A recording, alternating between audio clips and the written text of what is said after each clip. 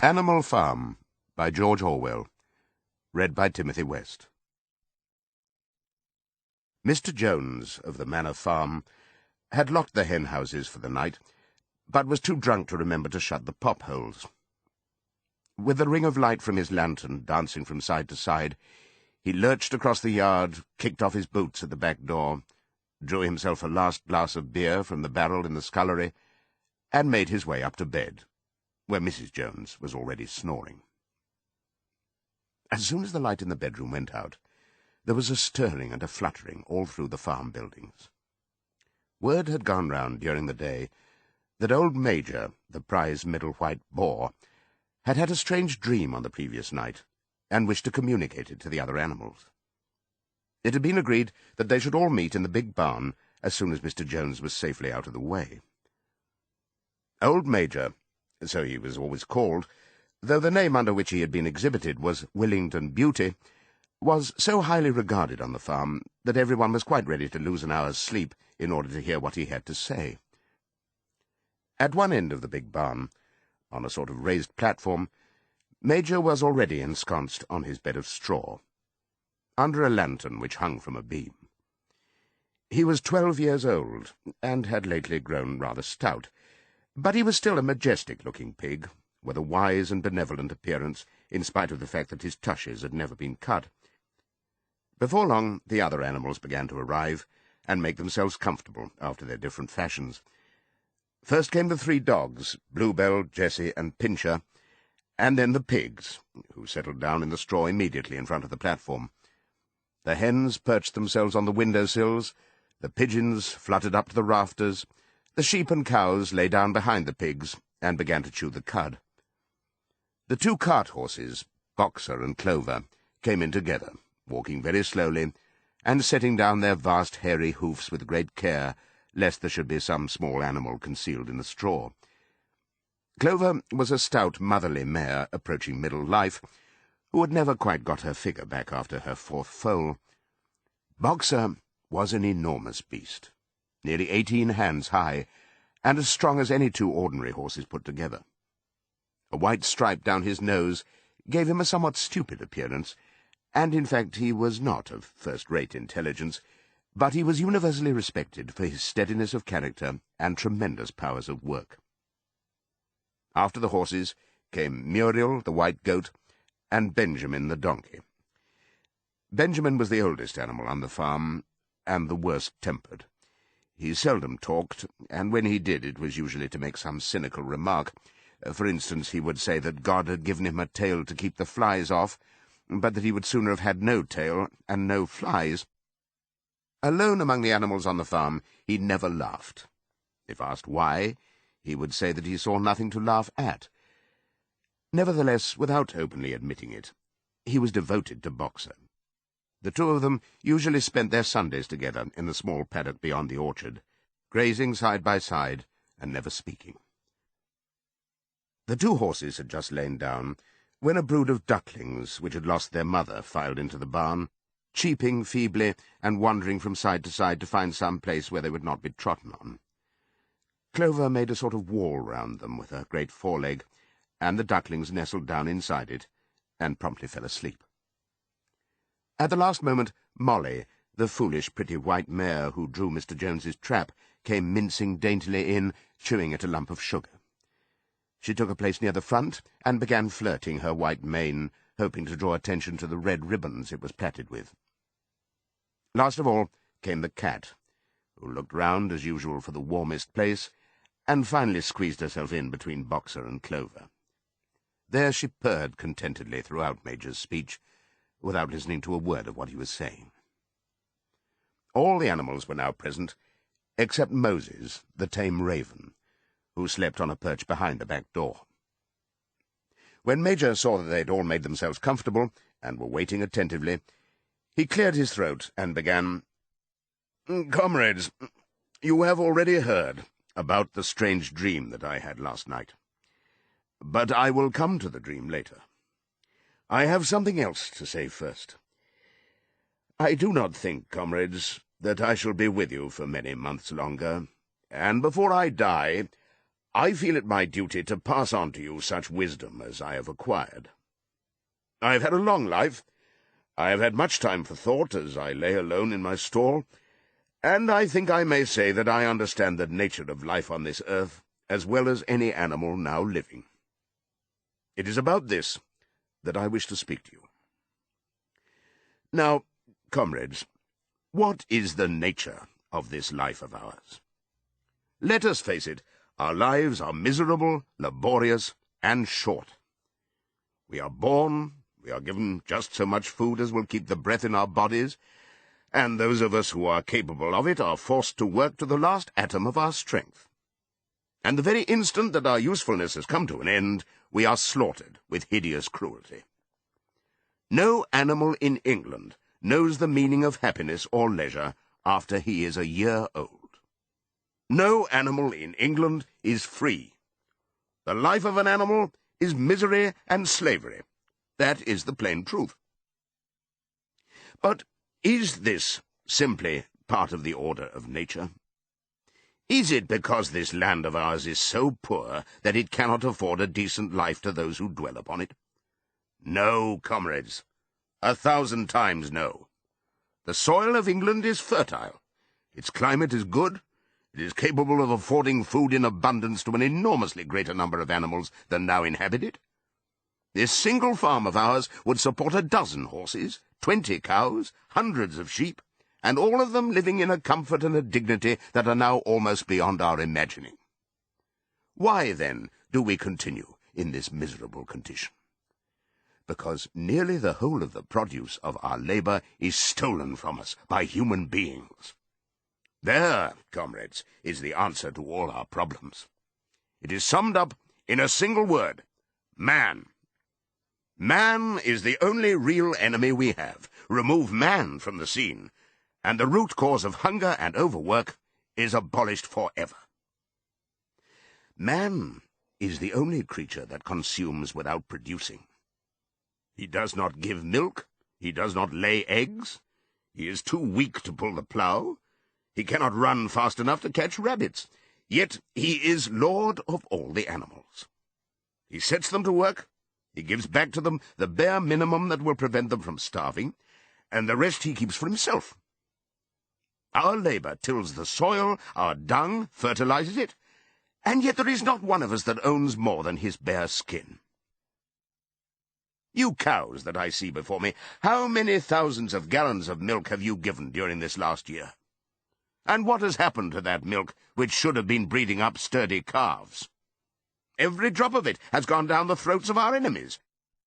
And you hens, how many eggs have you laid in this last year, and how many of those eggs ever hatched into chickens? The rest have all gone to market to bring in money for Jones and his men. And you, Clover, where are those 4 foals you bore, who should have been the support and pleasure of your old age? Each was sold at a year old. You will never see one of them again. In return for your 4 confinements and all your labor in the fields, what have you ever had except your bare rations and a stall? And even the miserable lives we lead are not allowed to reach their natural span. For myself, I do not grumble, for I am one of the lucky ones. I am 12 years old, and have had over 400 children. Such is the natural life of a pig. But no animal escapes the cruel knife in the end. You young porkers who are sitting in front of me, every one of you will scream your lives out at the block within a year. To that horror we all must come. Cows, pigs, hens, sheep, everyone. Even the horses and the dogs have no better fate. You, Boxer, the very day that those great muscles of yours lose their power, Jones will sell you to the knacker, who will cut your throat and boil you down for the foxhounds. As for the dogs, when they grow old and toothless, Jones ties a brick round their necks and drowns them in the nearest pond. Is it not crystal clear, then, comrades, that all the evils of this life of ours spring from the tyranny of human beings? Only get rid of man, and the produce of our labor would be our own. Almost overnight we could become rich and free. What, then, must we do? Why, work night and day, body and soul, for the overthrow of the human race. That is my message to you, comrades. Rebellion. I do not know when that rebellion will come. It might be in a week, or in 100 years. But I know, as surely as I see this straw beneath my feet, that sooner or later justice will be done. Fix your eyes on that, comrades, throughout the short remainder of your lives. And above all, pass on this message of mine to those who come after you, so that future generations shall carry on the struggle until it is victorious. And remember, comrades, your resolution must never falter. No argument must lead you astray. Never listen when they tell you that man and the animals have a common interest, that the prosperity of the one is the prosperity of the others. It is all lies. Man serves the interests of no creature except himself. And among us animals, let there be perfect unity, perfect comradeship in the struggle. All men are enemies. All animals are comrades. At this moment there was a tremendous uproar. While Major was speaking, 4 large rats had crept out of their holes and were sitting on their hind quarters, listening to him. The dogs had suddenly caught sight of them, and it was only by a swift dash for their holes that the rats saved their lives. Major raised his trotter for silence. "Comrades," he said, "here is a point that must be settled. The wild creatures, such as rats and rabbits, are they our friends or our enemies? Let us put it to the vote. I propose this question to the meeting. Are rats comrades?" The vote was taken at once, and it was agreed by an overwhelming majority that rats were comrades. There were only 4 dissentients, the 3 dogs and the cat, who was afterwards discovered to have voted on both sides.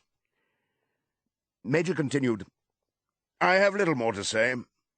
I merely repeat, remember always your duty of enmity towards man and all his ways. Whatever goes upon 2 legs is an enemy. Whatever goes upon 4 legs, or has wings, is a friend. And remember also that in fighting against man, we must not come to resemble him. Even when you have conquered him, do not adopt his vices. No animal must ever live in a house, or sleep in a bed, or wear clothes, or drink alcohol, or smoke tobacco, or touch money, or engage in trade. All the habits of man are evil. And above all, no animal must ever tyrannize over his own kind. Weak or strong, clever or simple, we are all brothers. No animal must ever kill any other animal. All animals are equal. And now, comrades, I will tell you about my dream of last night. I cannot describe that dream to you. It was a dream of the earth as it will be when man has vanished. But it reminded me of something that I had long forgotten. Many years ago, when I was a little pig, my mother and the other sows used to sing an old song of which they knew only the tune and the first 3 words. I had known that tune in my infancy, but it had long since passed out of my mind. Last night, however, it came back to me in my dream. And what is more, the words of the song also came back. Words, I am certain, which were sung by the animals of long ago, and have been lost to memory for generations. I will sing you that song now, comrades. I am old, and my voice is hoarse, but when I have taught you the tune, you can sing it better for yourselves. It is called Beasts of England. Old Major cleared his throat and began to sing. As he had said, his voice was hoarse, but he sang well enough, and it was a stirring tune, something between Clementine and La Cucaracha. The words ran, "Beasts of England, beasts of Ireland, beasts of every land and clime, hearken to my joyful tidings of the golden future time. Soon or late the day is coming, tyrant man shall be o'erthrown, and the fruitful fields of England shall be trod by beasts alone. Rings shall vanish from our noses, and the harness from our back. Bit and spur shall rust forever, cruel whips no more shall crack. Riches more than mind can picture, wheat and barley, oats and hay, clover beans and mangel wurzels shall be ours upon that day. Bright will shine the fields of England, purer shall its waters be, sweeter yet shall blow its breezes on the day that sets us free. For that day we all must labour, though we die before it break. Cows and horses, geese and turkeys, all must toil for freedom's sake. Beasts of England, beasts of Ireland, beasts of every land and clime, hearken well and spread my tidings of the golden future time." The singing of this song threw the animals into the wildest excitement. Almost before Major had reached the end, they had begun singing it for themselves. Even the stupidest of them had already picked up the tune and a few of the words, and as for the clever ones, such as the pigs and dogs, they had the entire song by heart within a few minutes. And then, after a few preliminary tries, the whole farm burst out into Beasts of England in tremendous unison. The cows lowed it, the dogs whined it, the sheep bleated it, the horses whinnied it, the ducks quacked it. They were so delighted with the song that they sang it right through 5 times in succession, and might have continued singing it all night, if they had not been interrupted. Unfortunately, the uproar awoke Mr. Jones, who sprang out of bed, making sure that there was a fox in the yard. He seized the gun which had always stood in a corner of his bedroom, and let fly a charge of No. 6 shot into the darkness. The pellets buried themselves in the wall of the barn, and the meeting broke up hurriedly. Everyone fled to his own sleeping place. The birds jumped onto their perches, the animals settled down in the straw, and the whole farm was asleep in a moment. 3 nights later, old Major died peacefully in his sleep. His body was buried at the foot of the orchard. This was early in March. During the next 3 months, there was much secret activity. Major's speech had given to the more intelligent animals on the farm a completely new outlook on life. They did not know when the rebellion predicted by Major would take place. They had no reason for thinking that it would be within their own lifetime, but they saw clearly that it was their duty to prepare for it. The work of teaching and organizing the others fell naturally upon the pigs, who were generally recognized as being the cleverest of the animals. Preeminent among the pigs were 2 young boars named Snowball and Napoleon, whom Mr. Jones was breeding up for sale. Napoleon was a large, rather fierce-looking Berkshire boar, the only Berkshire on the farm. Not much of a talker, but with a reputation for getting his own way. Snowball was a more vivacious pig than Napoleon, quicker in speech and more inventive, but was not considered to have the same depth of character. All the other male pigs on the farm were porkers. The best known among them was a small fat pig named Squealer, with very round cheeks, twinkling eyes, nimble movements, and a shrill voice. He was a brilliant talker, and when he was arguing some difficult point, he had a way of skipping from side to side and whisking his tail, which was somehow very persuasive. The others said of Squealer that he could turn black into white. These 3 had elaborated old Major's teachings into a complete system of thought, to which they gave the name of animalism. Several nights a week, after Mr. Jones was asleep, they held secret meetings in the barn and expounded the principles of animalism to the others. At the beginning, they met with much stupidity and apathy. Some of the animals talked of the duty of loyalty to Mr. Jones, whom they referred to as Master, or made elementary remarks such as, "Mr. Jones feeds us. If he were gone, we should starve to death."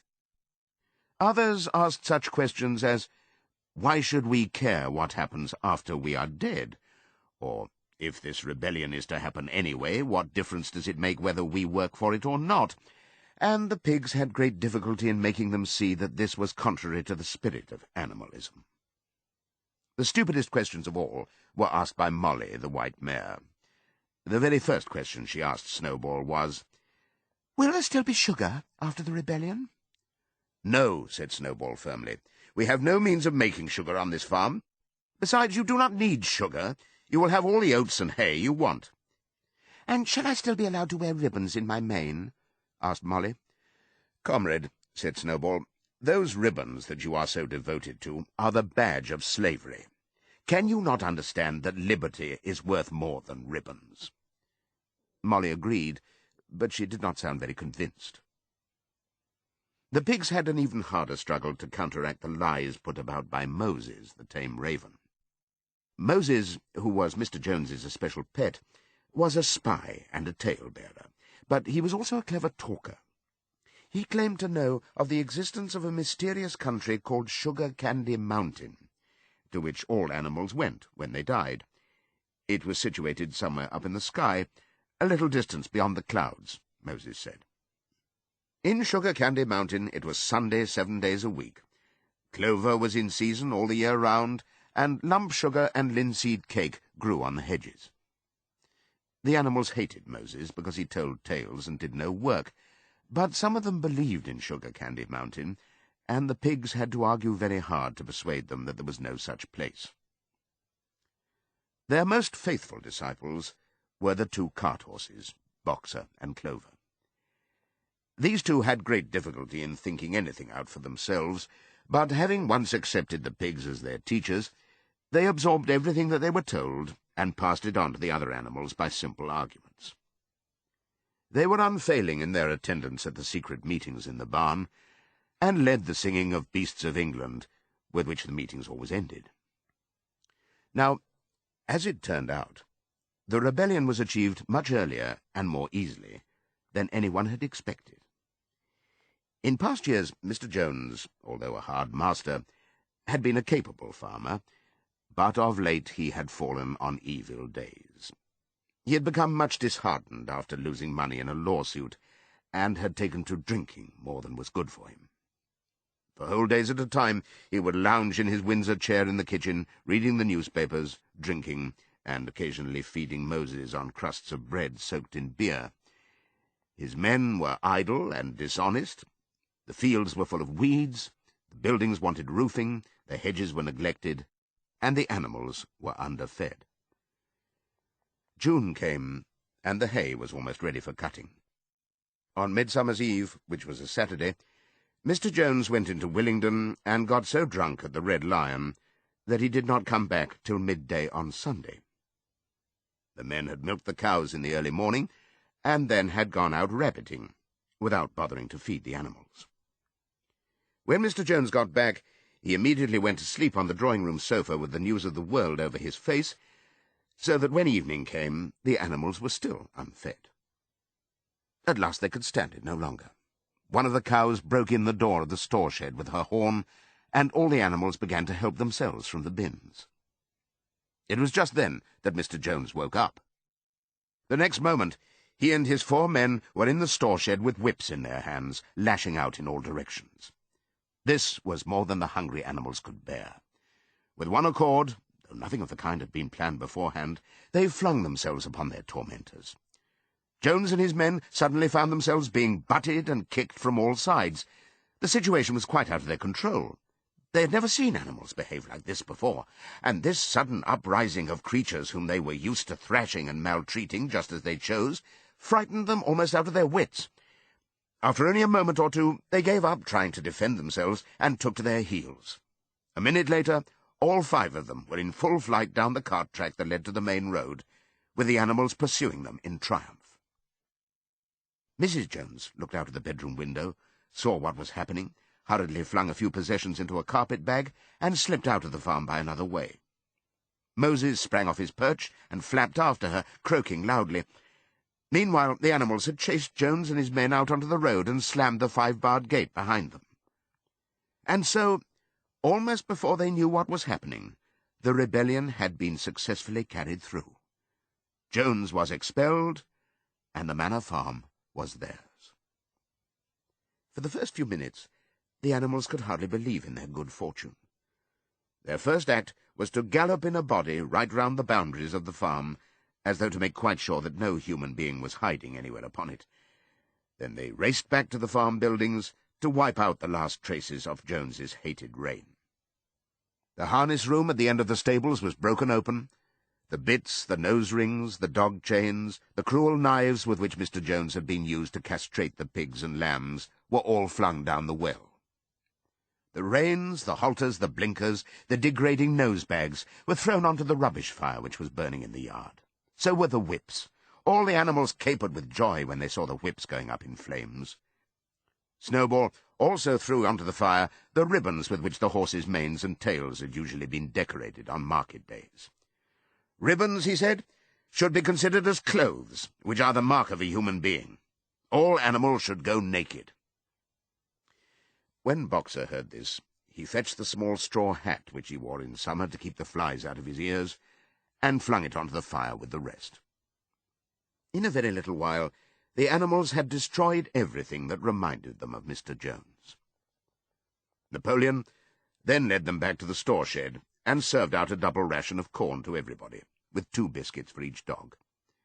Then they sang Beasts of England from end to end 7 times running, and after that they settled down for the night and slept as they had never slept before. But they woke at dawn as usual, and suddenly remembering the glorious thing that had happened, they all raced out into the pasture together. A little way down the pasture there was a knoll that commanded a view of most of the farm. The animals rushed to the top of it and gazed round them in the clear morning light.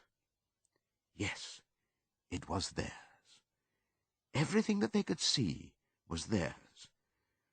In the ecstasy of that thought, they gambolled round and round. They hurled themselves into the air in great leaps of excitement. They rolled in the dew. They cropped mouthfuls of the sweet summer grass. They kicked up clods of the black earth and snuffed its rich scent.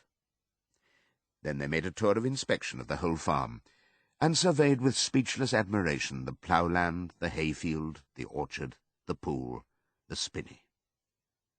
It was as though they had never seen these things before, and even now they could hardly believe that it was all their own. Then they filed back to the farm buildings, and halted in silence outside the door of the farmhouse. That was theirs too, but they were frightened to go inside.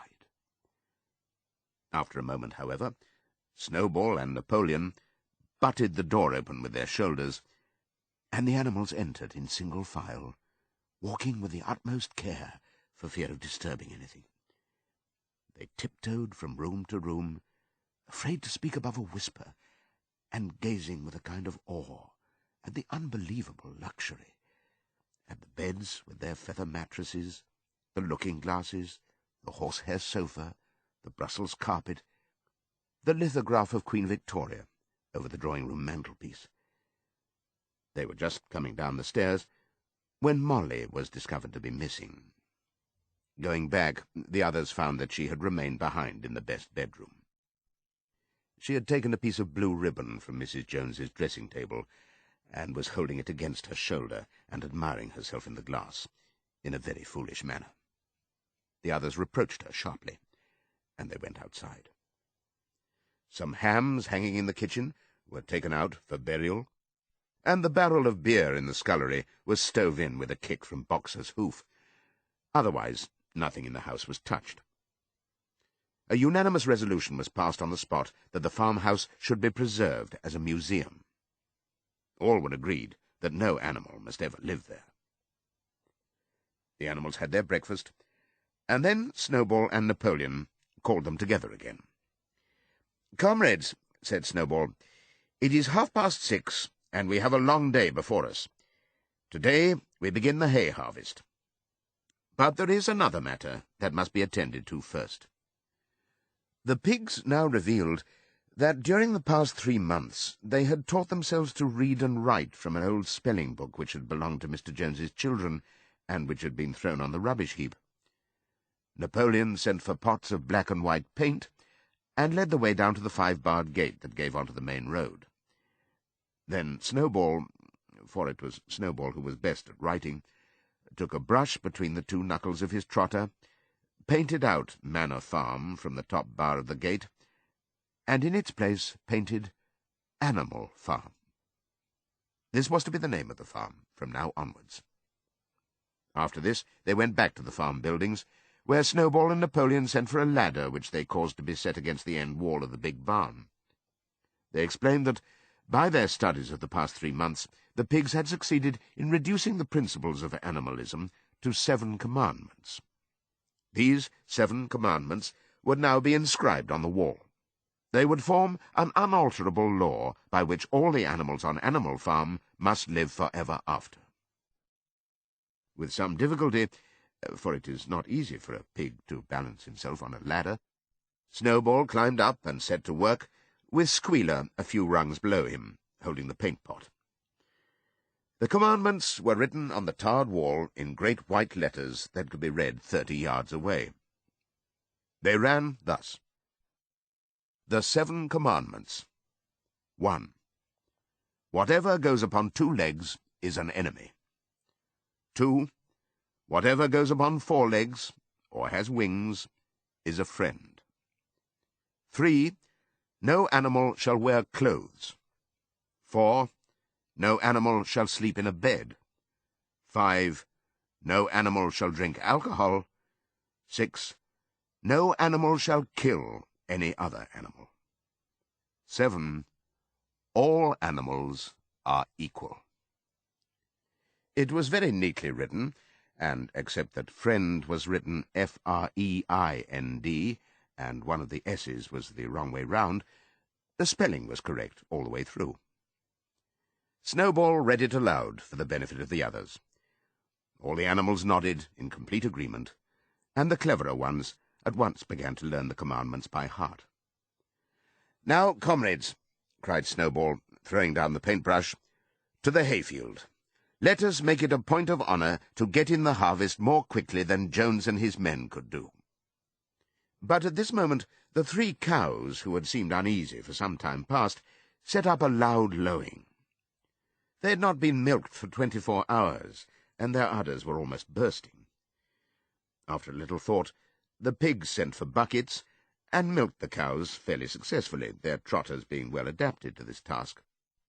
Soon there were 5 buckets of frothy, creamy milk, at which many of the animals looked with considerable interest. "What is going to happen to all that milk?" said someone. "Jones used sometimes to mix some of it in our mash," said one of the hens. "Never mind the milk, comrades," cried Napoleon, placing himself in front of the buckets. "That will be attended to. The harvest is more important. Comrade Snowball will lead the way. I shall follow in a few minutes. Forward, comrades! The hay is waiting." So the animals trooped down to the hayfield to begin the harvest.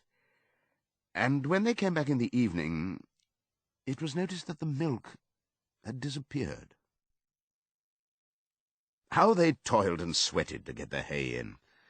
But their efforts were rewarded, for the harvest was an even bigger success than they had hoped.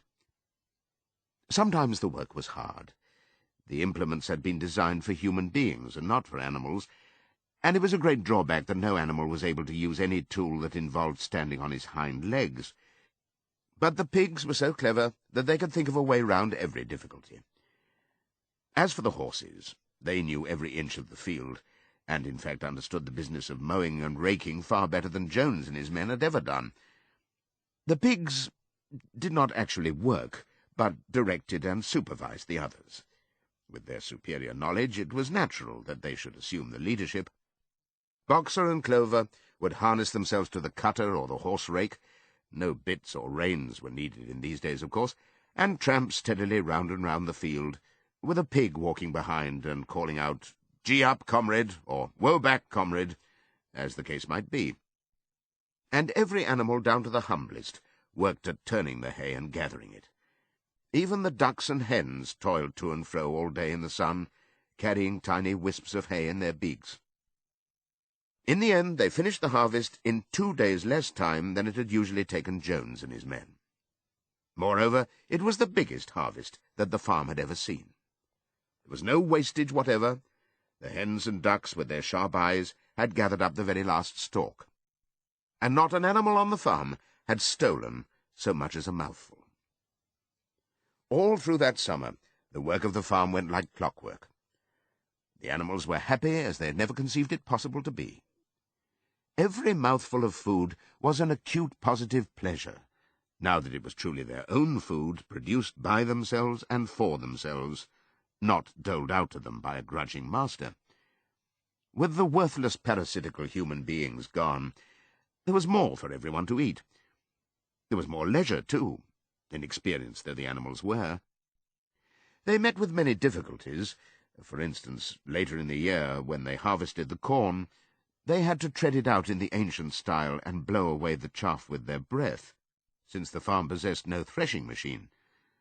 But the pigs, with their cleverness, and Boxer, with his tremendous muscles, always pulled them through. Boxer was the admiration of everybody. He had been a hard worker, even in Jones's time, but now he seemed more like 3 horses than 1. There were days when the entire work of the farm seemed to rest upon his mighty shoulders. From morning to night he was pushing and pulling, always at the spot where the work was hardest. He had made an arrangement with one of the cockerels to call him in the mornings half an hour earlier than anyone else, and would put in some volunteer labour at whatever seemed to be most needed before the regular day's work began. His answer to every problem, every setback, was, "I will work harder," which he had adopted as his personal motto. But everyone worked according to his capacity. The hens and ducks, for instance, saved 5 bushels of corn at the harvest by gathering up the stray grains. Nobody stole, nobody grumbled over his rations. The quarrelling and biting and jealousy, which had been normal features of life in the old days, had almost disappeared. Nobody shirked, or almost nobody. Molly, it was true, was not good at getting up in the mornings, and had a way of leaving work early on the ground that there was a stone in her hoof. And the behaviour of the cat was somewhat peculiar. It was soon noticed that when there was work to be done, the cat could never be found. She would vanish for hours on end, and then reappear at meal times, or in the evening after work was over, as though nothing had happened. But she always made such excellent excuses and purred so affectionately that it was impossible not to believe in her good intentions.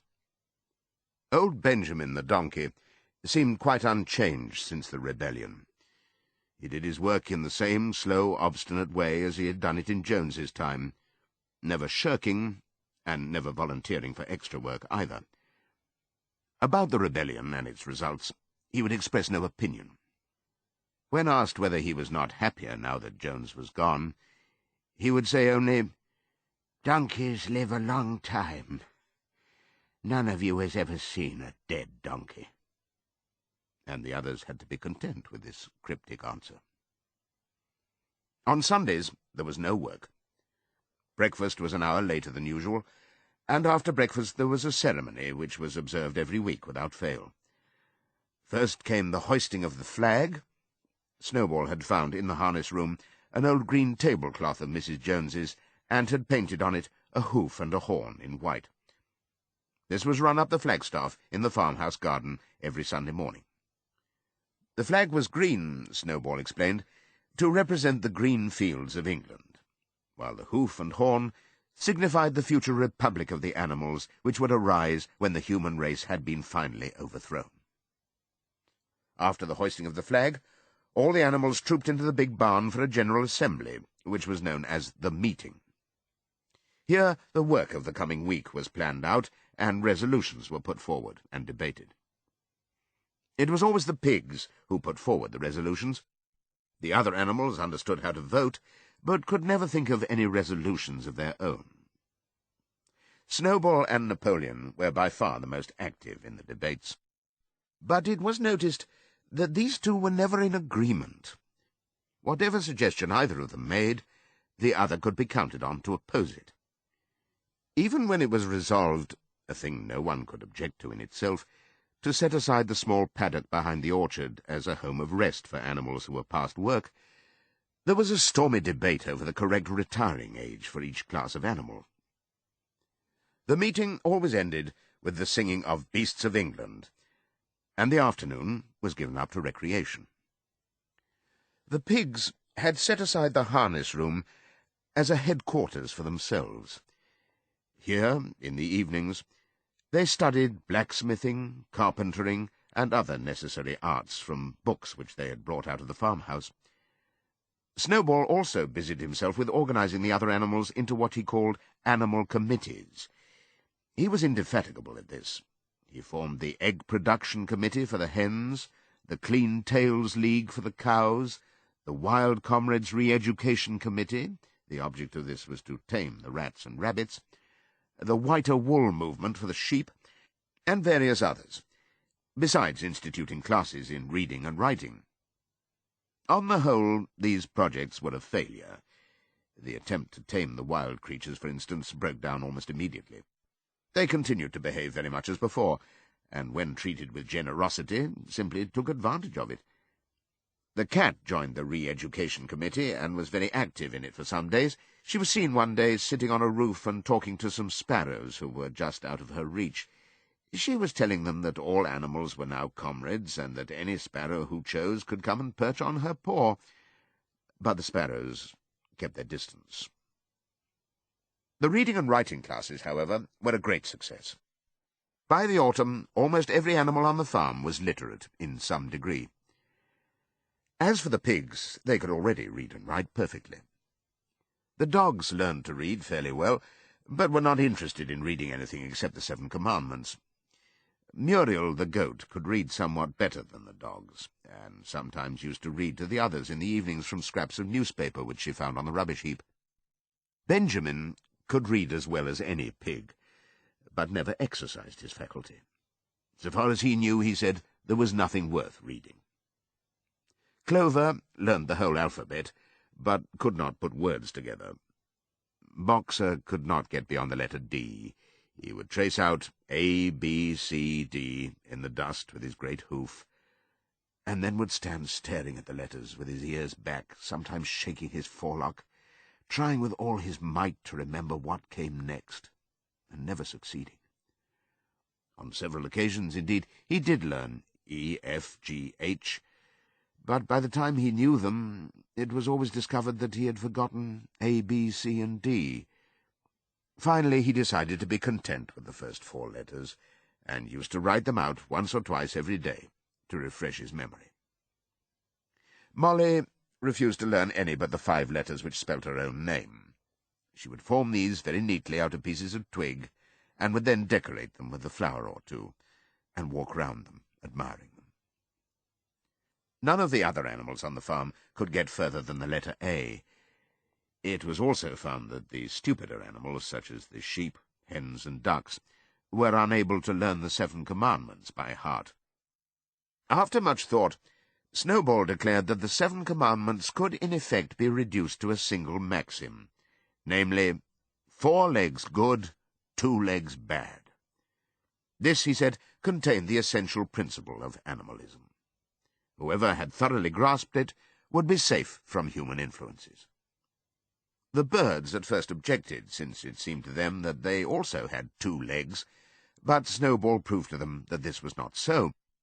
A bird's wing, comrades, he said, is an organ of propulsion and not of manipulation.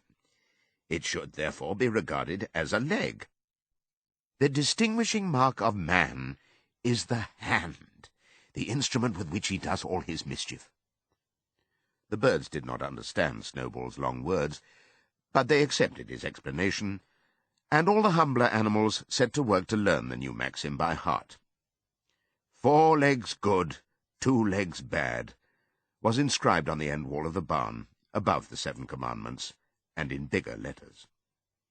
When they had once got it by heart, the sheep developed a great liking for this maxim, and often as they lay in the field they would all start bleating, "4 legs good, 2 legs bad, 4 legs good, 2 legs bad," and keep it up for hours on end, never growing tired of it.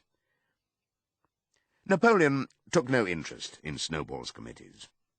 He said that the education of the young was more important than anything that could be done for those who were already grown up. It happened that Jessie and Bluebell had both whelped soon after the hay harvest, giving birth between them to 9 sturdy puppies. As soon as they were weaned, Napoleon took them away from their mothers, saying that he would make himself responsible for their education. He took them up into a loft, which could only be reached by a ladder from the harness room, and there kept them in such seclusion that the rest of the farm soon forgot their existence. The mystery of where the milk went to was soon cleared up. It was mixed every day into the pig's mash. The early apples were now ripening, and the grass of the orchard was littered with windfalls. The animals had assumed, as a matter of course, that these would be shared out equally. One day, however, the order went forth that all the windfalls were to be collected and brought to the harness room for the use of the pigs. At this, some of the other animals murmured, but it was no use. All the pigs were in full agreement on this point, even Snowball and Napoleon. Squealer was sent to make the necessary explanations to the others. "Comrades," he cried, "you do not imagine, I hope, that we pigs are doing this in a spirit of selfishness and privilege. Many of us actually dislike milk and apples. I dislike them myself. Our sole object in taking these things is to preserve our health. Milk and apples, this has been proved by science, comrades, contain substances absolutely necessary to the well-being of a pig. We pigs are brain workers. The whole management and organization of this farm depend on us. Day and night we are watching over your welfare. It is for your sake that we drink that milk and eat those apples. Do you know what would happen if we pigs failed in our duty? Jones would come back. Yes, Jones would come back. Surely, comrades," cried Squealer, almost pleadingly, skipping from side to side and whisking his tail, "surely there is no one among you who wants to see Jones come back." Now, if there was one thing that the animals were completely certain of, it was that they did not want Jones back. When it was put to them in this light, they had no more to say. The importance of keeping the pigs in good health was all too obvious, so it was agreed without further argument that the milk and the windfall apples, and also the main crop of apples when they ripened, should be reserved for the pigs alone. By the late summer, the news of what had happened on Animal Farm had spread across half the county. Every day Snowball and Napoleon sent out flights of pigeons, whose instructions were to mingle with the animals on neighbouring farms, tell them the story of the rebellion, and teach them the tune of Beasts of England. Most of this time, Mr. Jones had spent sitting in the tap-room of the Red Lion at Willingdon, complaining to anyone who would listen of the monstrous injustice he had suffered in being turned out of his property by a pack of good-for-nothing animals. The other farmers sympathized in principle, but they did not at first give him much help. At heart, each of them was secretly wondering whether he could not somehow turn Jones's misfortune to his own advantage. It was lucky that the owners of the 2 farms which adjoined Animal Farm were on permanently bad terms. One of them, which was named Foxwood, was a large, neglected, old-fashioned farm, much overgrown by woodland, with all its pastures worn out and its hedges in a disgraceful condition. Its owner, Mr. Pilkington, was an easy-going gentleman farmer who spent most of his time in fishing or hunting, according to the season. The other farm, which was called Pinchfield, was smaller and better kept. Its owner was a Mr. Frederick, a tough, shrewd man, perpetually involved in lawsuits, and with a name for driving hard bargains. These 2 disliked each other so much that it was difficult for them to come to any agreement, even in defence of their own interests. Nevertheless, they were both thoroughly frightened by the rebellion on Animal Farm, and very anxious to prevent their own animals from learning too much about it. At first they pretended to laugh to scorn the idea of animals managing a farm for themselves. The whole thing would be over in a fortnight, they said.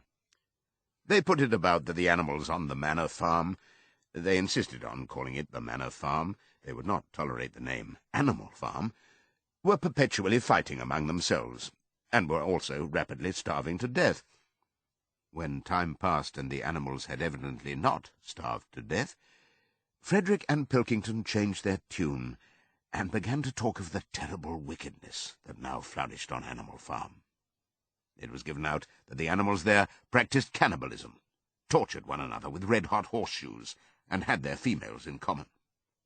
This was what came of rebelling against the laws of nature, Frederick and Pilkington said. However, these stories were never fully believed. Rumours of a wonderful farm, where the human beings had been turned out and the animals managed their own affairs, continued to circulate in vague and distorted forms, and throughout that year a wave of rebelliousness ran through the countryside. Bulls, which had always been tractable, suddenly turned savage. Sheep broke down hedges and devoured the clover. Cows kicked the pail over. Hunters refused their fences and shot their riders onto the other side. Above all, the tune and even the words of Beasts of England were known everywhere. It had spread with astonishing speed. The human beings could not contain their rage when they heard this song, though they pretended to think it merely ridiculous. They could not understand, they said, how even animals could bring themselves to sing such contemptible rubbish. Any animal caught singing it was given a flogging on the spot. And yet the song was irrepressible. The blackbirds whistled it in the hedges, the pigeons cooed it in the elms, it got into the din of the smithies and the tune of the church bells.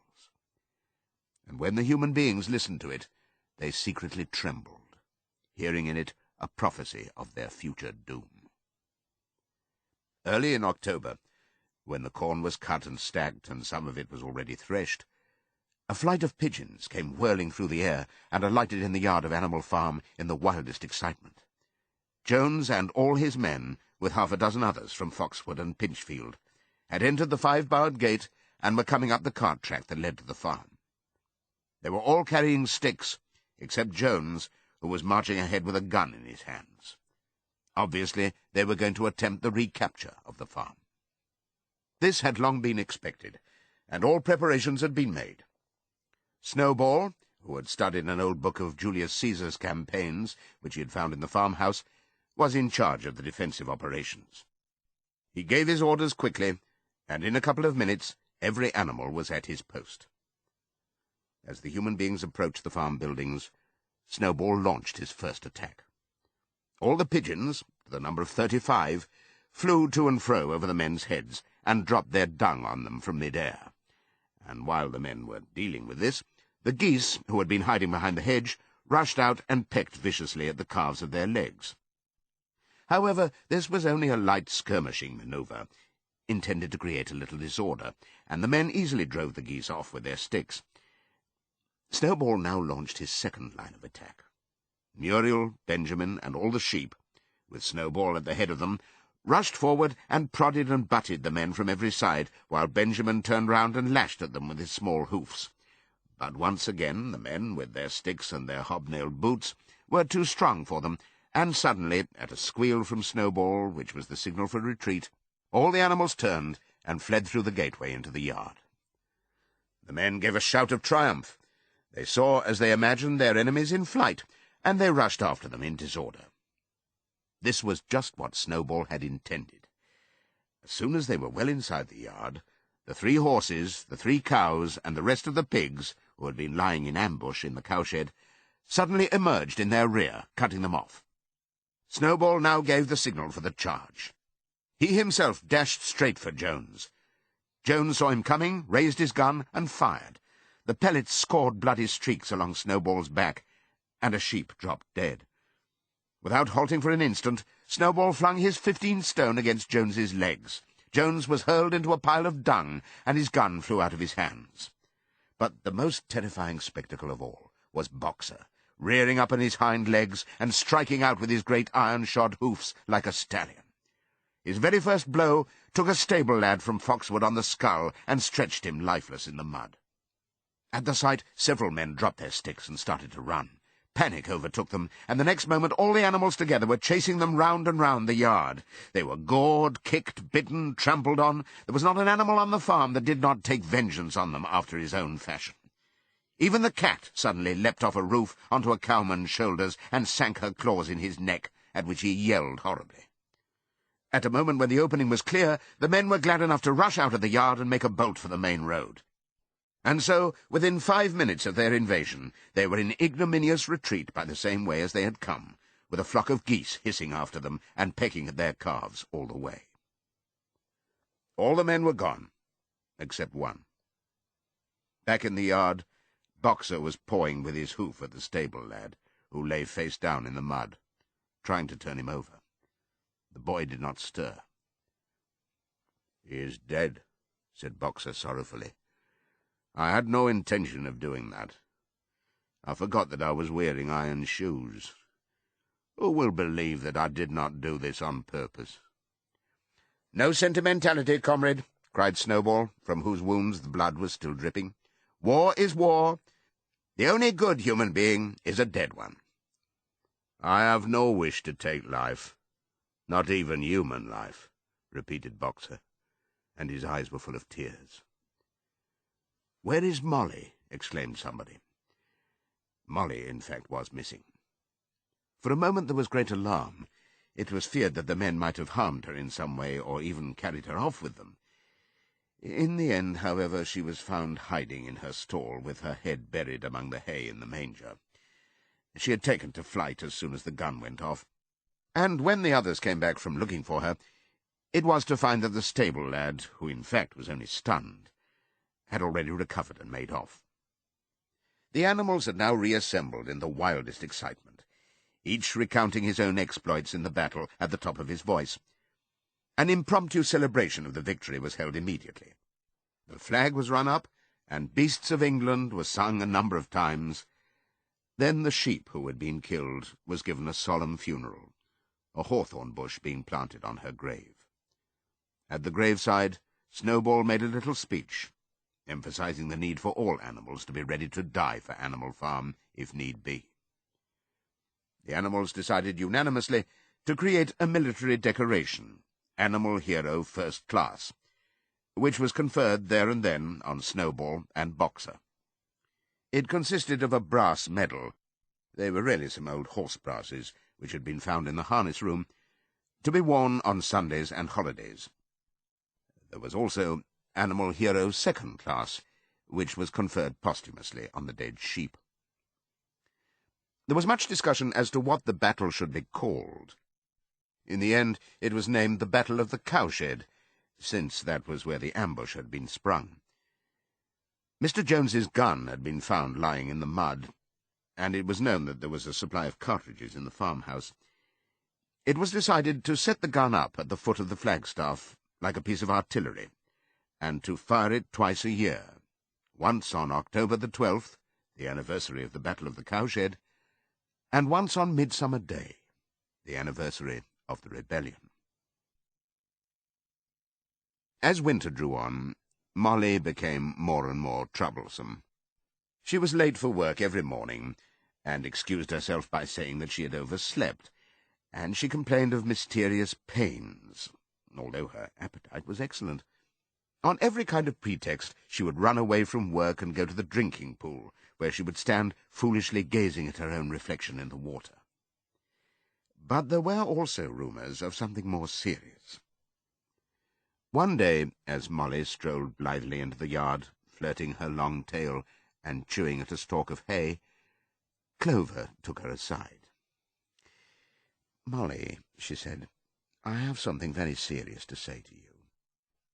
This morning I saw you looking over the hedge that divides Animal Farm from Foxwood.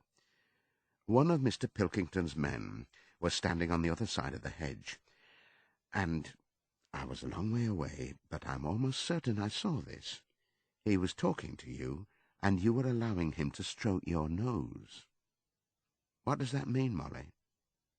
"It didn't. I wasn't. It isn't true," cried Molly, beginning to prance about and paw the ground. "Molly, look me in the face. Do you give me your word of honour that that man was not stroking your nose?"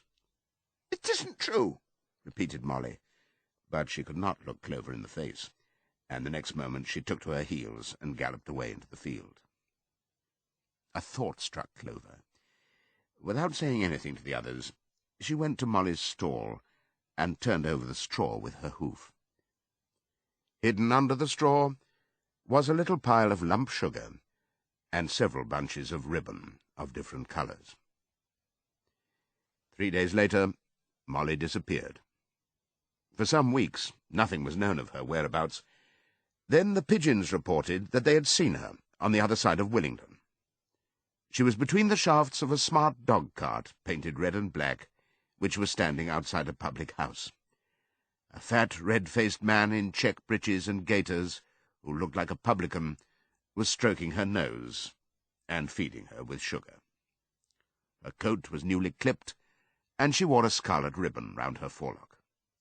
She appeared to be enjoying herself, so the pigeons said. None of the animals ever mentioned Molly again. In January, there came bitterly hard weather. The earth was like iron, and nothing could be done in the fields. Many meetings were held in the big barn, and the pigs occupied themselves with planning out the work of the coming season. It had come to be accepted that the pigs, who were manifestly cleverer than the other animals, should decide all questions of farm policy, though their decisions had to be ratified by a majority vote. This arrangement would have worked well enough if it had not been for the disputes between Snowball and Napoleon. These two disagreed at every point where disagreement was possible.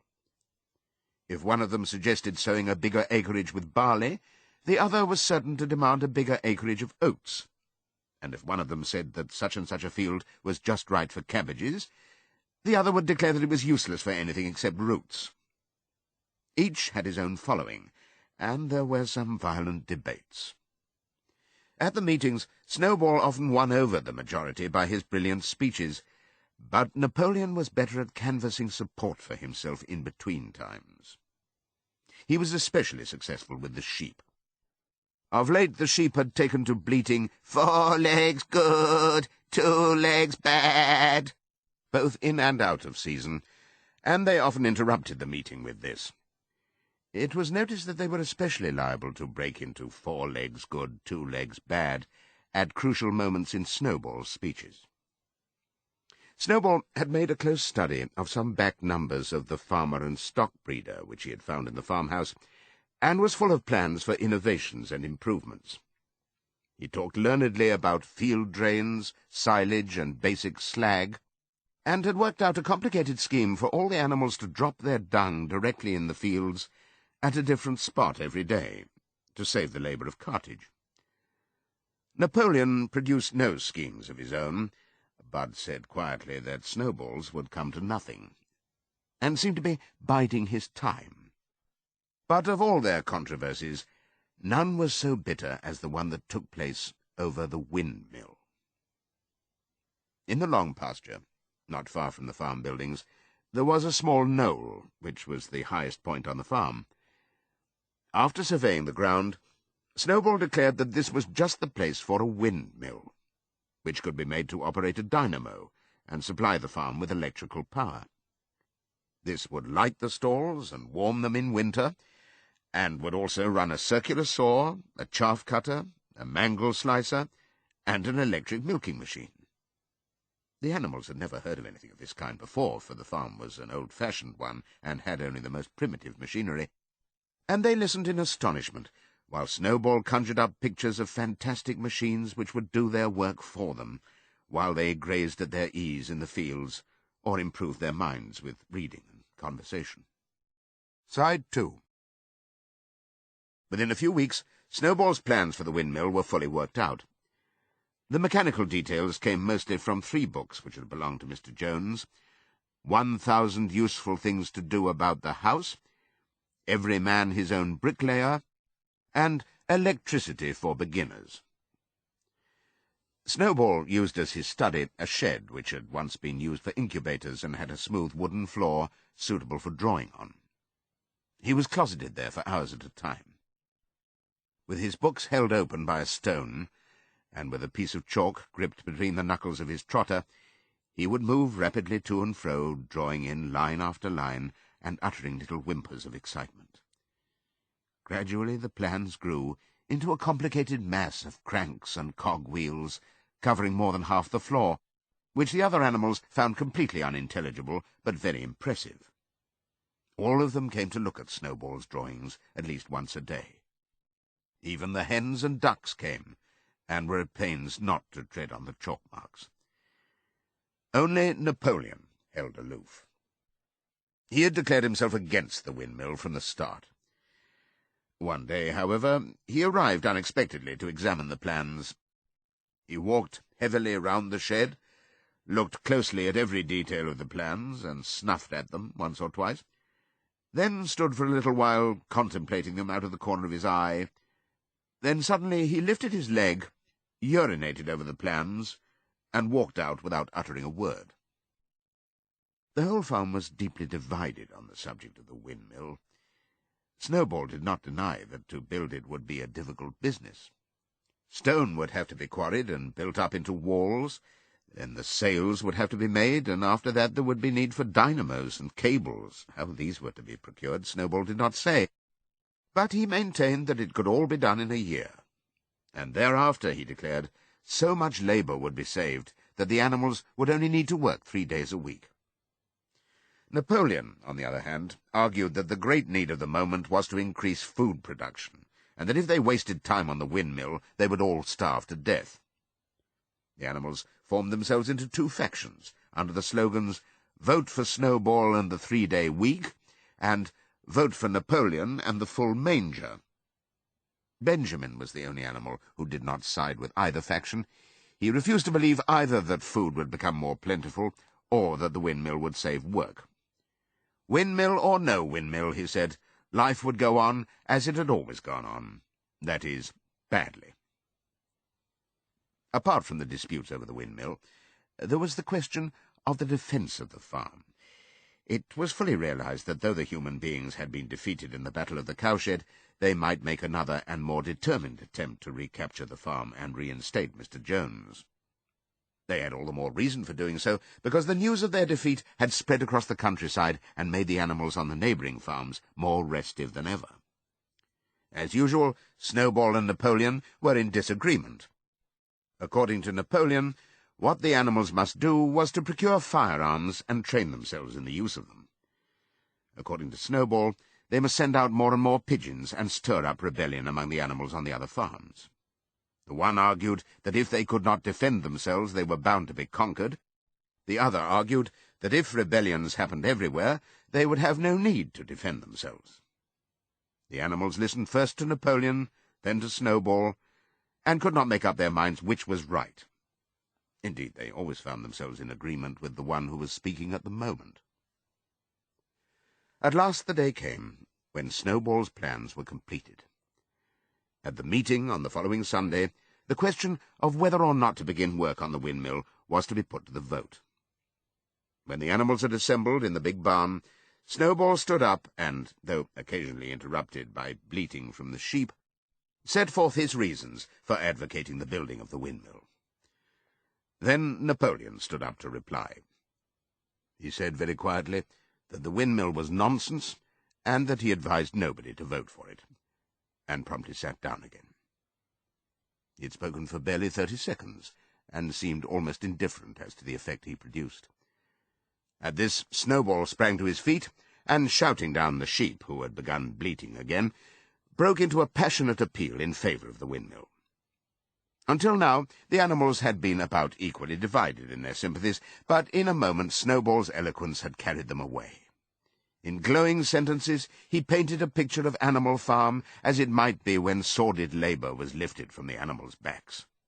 His imagination had now run far beyond chaff-cutters and turnip-slicers. Electricity, he said, could operate threshing machines, ploughs, harrows, rollers and reapers and binders, besides supplying every stall with its own electric light, hot and cold water, and an electric heater.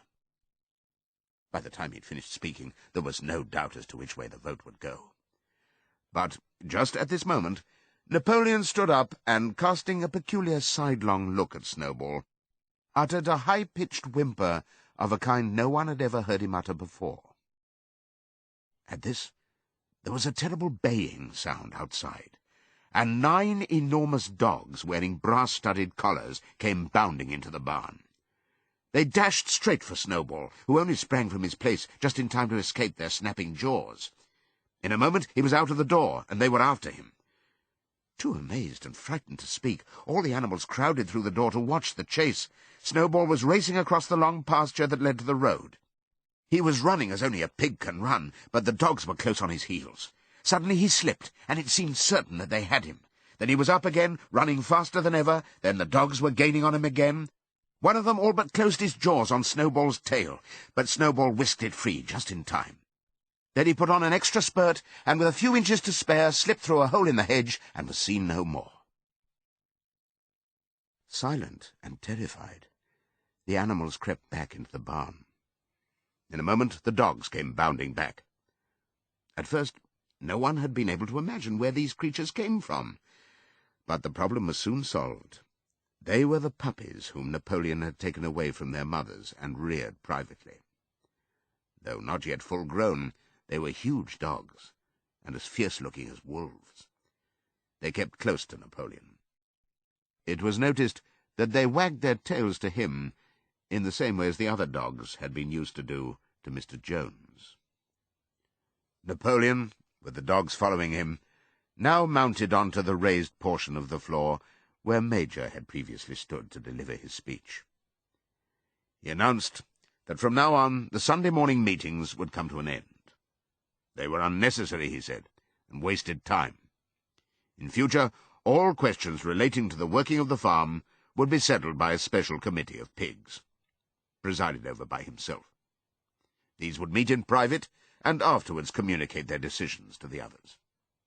The animals would still assemble on Sunday mornings to salute the flag, sing Beasts of England, and receive their orders for the week, but there would be no more debates. In spite of the shock that Snowball's expulsion had given them, the animals were dismayed by this announcement. Several of them would have protested if they could have found the right arguments. Even Boxer was vaguely troubled. He set his ears back, shook his forelock several times, and tried hard to marshal his thoughts, but in the end he could not think of anything to say. Some of the pigs themselves, however, were more articulate. 4 young porkers in the front row uttered shrill squeals of disapproval, and all 4 of them sprang to their feet and began speaking at once. But suddenly the dogs sitting round Napoleon let out deep, menacing growls, and the pigs fell silent and sat down again. Then the sheep broke out into a tremendous bleating of 4 legs good, 2 legs bad, which went on for nearly a quarter of an hour and put an end to any chance of discussion. Afterwards, Squealer was sent round the farm to explain the new arrangement to the others. "Comrades," he said, "I trust that every animal here appreciates the sacrifice that Comrade Napoleon has made in taking this extra labour upon himself. Do not imagine, comrades, that leadership is a pleasure. On the contrary, it is a deep and heavy responsibility. No one believes more firmly than Comrade Napoleon that all animals are equal. He would be only too happy to let you make your decisions for yourselves. But sometimes you might make the wrong decisions, comrades, and then where should we be? Suppose you had decided to follow Snowball, with his moonshine of windmills. Snowball, who, as we now know, was no better than a criminal." "He fought bravely at the Battle of the Cowshed," said somebody. "Bravery is not enough," said Squealer. "Loyalty and obedience are more important. And as to the Battle of the Cowshed, I believe the time will come when we shall find that Snowball's part in it was much exaggerated. Discipline, comrades, iron discipline, that is the watchword for today. One false step, and our enemies would be upon us. Surely, comrades, you do not want Jones back." Once again, this argument was unanswerable. Certainly the animals did not want Jones back. If the holding of debates on Sunday mornings was liable to bring him back, then the debates must stop. Boxer, who had now had time to think things over, voiced the general feeling by saying, "If Comrade Napoleon says it, it must be right." And from then on he adopted the maxim, "Napoleon is always right," in addition to his private motto of, "I will work harder." By this time the weather had broken, and the spring ploughing had begun. The shed where Snowball had drawn his plans of the windmill had been shut up, and it was assumed that the plans had been rubbed off the floor. Every Sunday morning at 10 o'clock, the animals assembled in the big barn to receive their orders for the week. The skull of old Major, now clean of flesh, had been disinterred from the orchard and set up on a stump at the foot of the flagstaff beside the gun. After the hoisting of the flag, the animals were required to file past the skull in a reverent manner before entering the barn. Nowadays they did not sit all together, as they had done in the past. Napoleon, with Squealer and another pig named Minimus, who had a remarkable gift for composing songs and poems, sat on the front of the raised platform, with the 9 young dogs forming a semicircle round them, and the other pigs sitting behind. The rest of the animals sat facing them in the main body of the barn. Napoleon read out the orders for the week in a gruff, soldierly style, and after a single singing of Beasts of England, all the animals dispersed. On the 3rd Sunday after Snowball's expulsion, the animals were somewhat surprised to hear Napoleon announce that the windmill was to be built after all. He did not give any reason for having changed his mind, but merely warned the animals that this extra task would mean very hard work. It might even be necessary to reduce their rations. The plans, however, had all been prepared, down to the last detail. A special committee of pigs had been at work upon them for the past 3 weeks. The building of the windmill, with various other improvements, was expected to take 2 years. That evening Squealer explained privately to the other animals that Napoleon had never in reality been opposed to the windmill.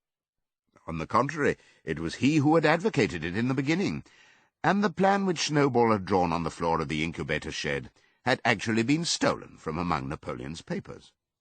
The windmill was, in fact, Napoleon's own creation. Why, then, asked somebody, had he spoken so strongly against it? Here Squealer looked very sly. That, he said, was Comrade Napoleon's cunning. He had seemed to oppose the windmill simply as a manoeuvre to get rid of Snowball, who was a dangerous character and a bad influence. Now that Snowball was out of the way, the plan could go forward without his interference. This, said Squealer, was something called tactics. He repeated a number of times, "Tactics, comrades, tactics!" skipping round and whisking his tail with a merry laugh. The animals were not certain what the word meant, but Squealer spoke so persuasively, and the 3 dogs who happened to be with him growled so threateningly, that they accepted his explanation without further questions. All that year the animals worked like slaves, but they were happy in their work. They grudged no effort or sacrifice, well aware that everything they did was for the benefit of themselves and those of their kind who would come after them, and not for a pack of idle, thieving human beings. Throughout the spring and summer they worked a 60-hour week, and in August Napoleon announced that there would be work on Sunday afternoons as well. This work was strictly voluntary, but any animal who absented himself from it would have his rations reduced by half. Even so, it was found necessary to leave certain tasks undone.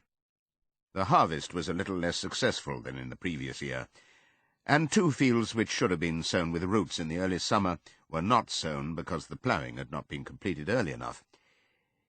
It was possible to foresee that the coming winter would be a hard one. The windmill presented unexpected difficulties. There was a good quarry of limestone on the farm, and plenty of sand and cement had been found in one of the outhouses, so that all the materials for building were at hand. But the problem the animals could not at first solve was how to break up the stone into pieces of suitable size. There seemed no way of doing this except with picks and crowbars, which no animal could use because no animal could stand on his hind legs. Only after weeks of vain effort did the right idea occur to somebody, namely to utilize the force of gravity. Huge boulders, far too big to be used as they were lying all over the bed of the quarry. The animals lashed ropes round these, and then all together, cows, horses, sheep, any animal that could lay hold of the rope, even the pigs sometimes joined in at critical moments, they dragged them with desperate slowness up the slope to the top of the quarry, where they were toppled over the edge to shatter to pieces below. Transporting the stone, when it was once broken, was comparatively simple. The horses carried it off in cartloads, the sheep dragged single blocks, even Muriel and Benjamin yoked themselves into an old governess cart and did their share. By late summer, a sufficient store of stone had accumulated, and then the building began, under the superintendence of the pigs. But it was a slow, laborious process. Frequently it took a whole day of exhausting effort to drag a single boulder to the top of the quarry, and sometimes, when it was pushed over the edge, it failed to break. Nothing could have been achieved without Boxer, whose strength seemed equal to that of all the rest of the animals put together. When the boulder began to slip, and the animals cried out in despair at finding themselves dragged down the hill, it was always Boxer who strained himself against the rope and brought the boulder to a stop. To see him toiling up the slope, inch by inch, his breath coming fast, the tips of his hoofs clawing at the ground, and his great sides matted with sweat, filled everyone with admiration. Clover warned him sometimes to be careful not to overstrain himself, but Boxer would never listen to her. His two slogans, "I will work harder," and "Napoleon is always right," seemed to him a sufficient answer to all problems. He had made arrangements with the cockerel to call him 3/4 of an hour earlier in the mornings instead of half an hour. And in his spare moments, of which there were not many nowadays, he would go alone to the quarry, collect a load of broken stone, and drag it down to the site of the windmill unassisted.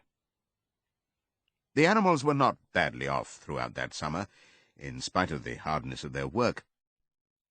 If they had no more food than they had had in Jones's day, at least they did not have less. The advantage of only having to feed themselves and not having to support 5 extravagant human beings as well was so great that it would have taken a lot of failures to outweigh it. And in many ways the animal method of doing things was more efficient and saved labour. Such jobs as weeding, for instance, could be done with a thoroughness impossible to human beings. And again, since no animal now stole, it was unnecessary to fence off pasture from arable land, which saved a lot of labour on the upkeep of hedges and gates. Nevertheless, as the summer wore on, various unforeseen shortages began to make themselves felt. There was need of paraffin oil, nails, string, dog biscuits, and iron for the horses' shoes, none of which could be produced on the farm. Later there would also be need for seeds and artificial manures, besides various tools, and finally the machinery for the windmill. How these were to be procured, no one was able to imagine. One Sunday morning, when the animals assembled to receive their orders, Napoleon announced that he had decided upon a new policy. From now onwards, Animal Farm would engage in trade with the neighbouring farms. Not, of course, for any commercial purpose, but simply in order to obtain certain materials which were urgently necessary. The needs of the windmill must override everything else, he said. He was therefore making arrangements to sell a stack of hay and part of the current year's wheat crop, and later on, if more money were needed, it would have to be made up by the sale of eggs, for which there was always a market in Willingdon. The hens, said Napoleon, should welcome this sacrifice as their own special contribution towards the building of the windmill. Once again the animals were conscious of a vague uneasiness. Never to have any dealings with human beings, never to engage in trade, never to make use of money. Had not these been among the earliest resolutions passed at that first triumphant meeting, after Jones was expelled? All the animals remembered passing such resolutions, or at least they thought that they remembered it. The 4 young pigs who had protested when Napoleon abolished the meetings raised their voices timidly, but they were promptly silenced by a tremendous growling from the dogs. And then, as usual, the sheep broke into 4 legs good, 2 legs bad, and the momentary awkwardness was smoothed over. Finally, Napoleon raised his trotter for silence and announced that he had already made all the arrangements. There would be no need for any of the animals to come into contact with human beings, which would clearly be most undesirable. He intended to take the whole burden upon his own shoulders. Mr. Whymper, a solicitor living in Willingdon, had agreed to act as intermediary between Animal Farm and the outside world, and would visit the farm every Monday morning to receive his instructions. Napoleon ended his speech with his usual cry of "Long live Animal Farm," and after the singing of Beasts of England, the animals were dismissed. Afterwards, Squealer made a round of the farm and set the animals' minds at rest. He assured them that the resolution against engaging in trade and using money had never been passed, or even suggested. It was pure imagination, probably traceable in the beginning to lies circulated by Snowball. A few animals still felt faintly doubtful, but Squealer asked them shrewdly, "Are you certain that this is not something you have dreamed, comrades? Have you any record of such a resolution? Is it written down anywhere?"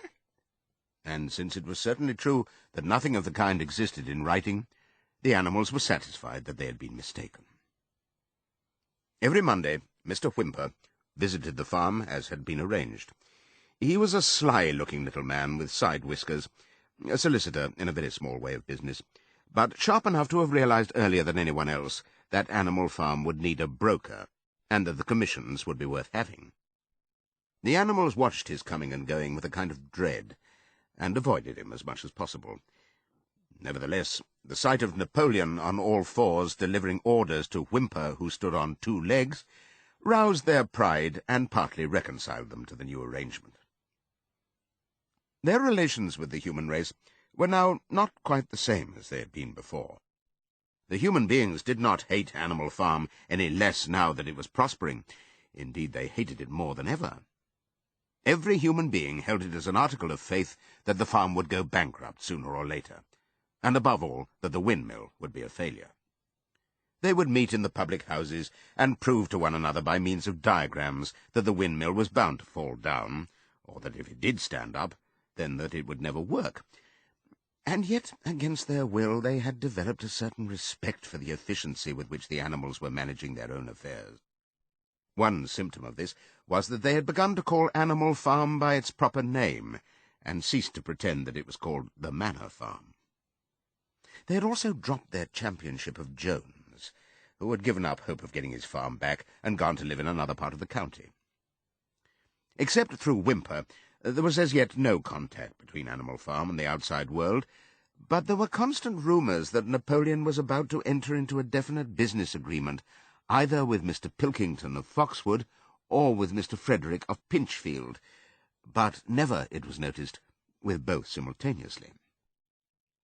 It was about this time that the pigs suddenly moved into the farmhouse and took up their residence there.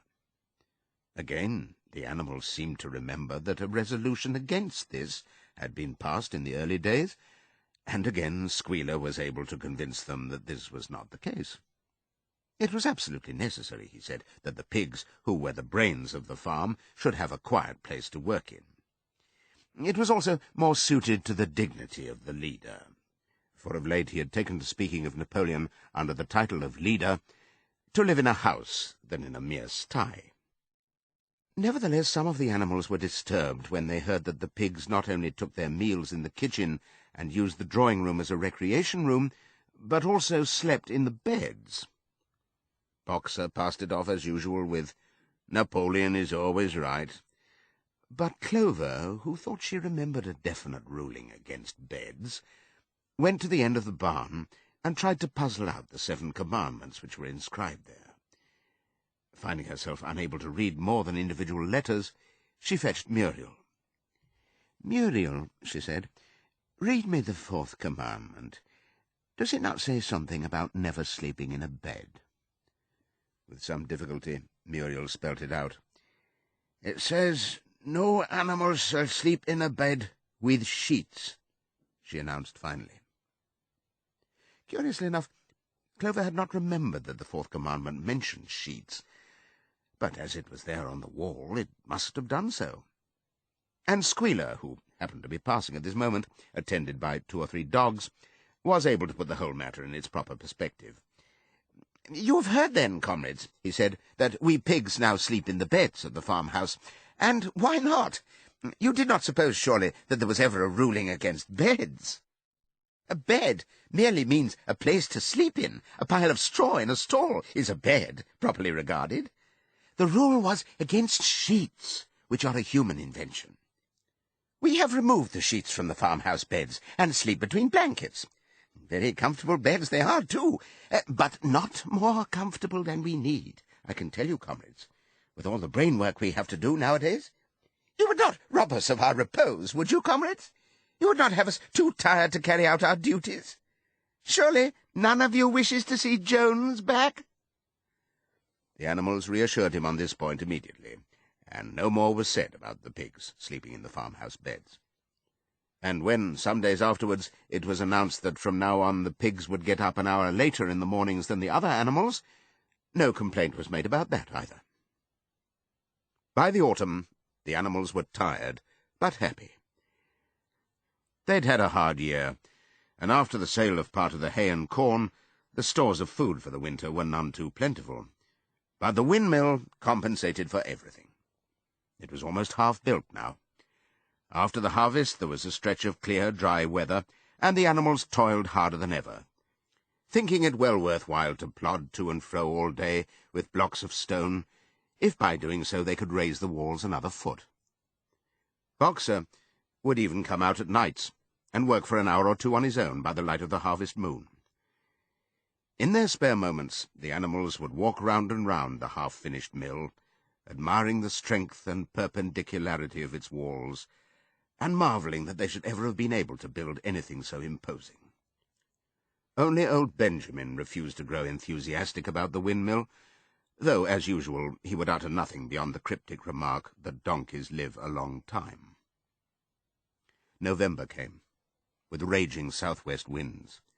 Building had to stop because it was now too wet to mix the cement.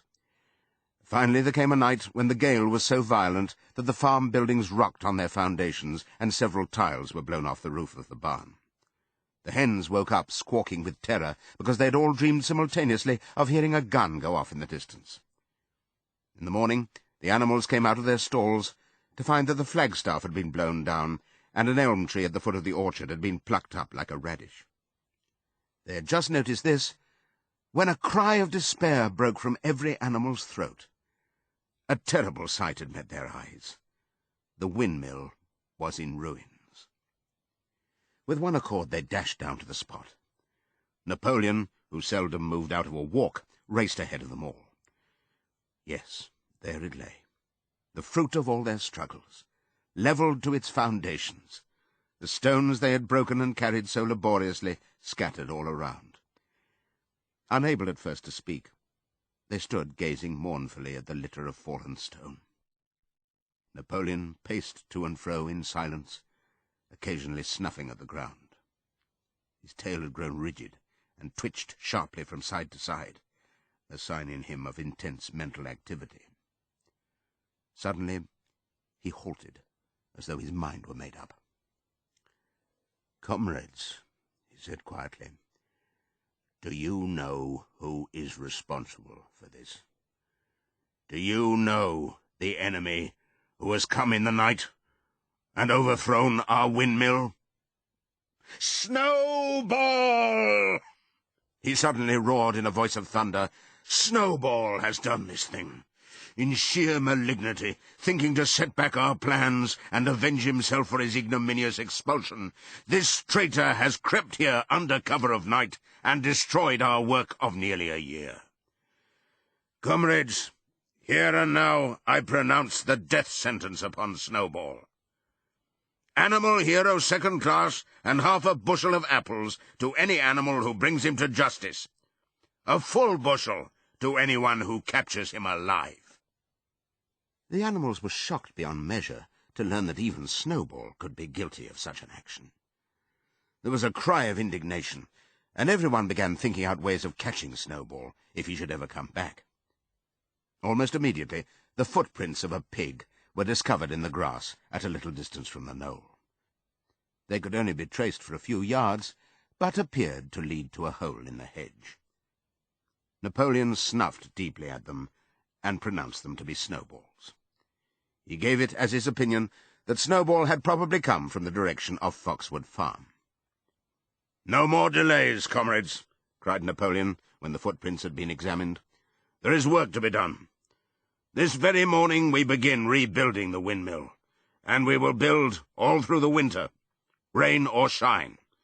We will teach this miserable traitor that he cannot undo our work so easily.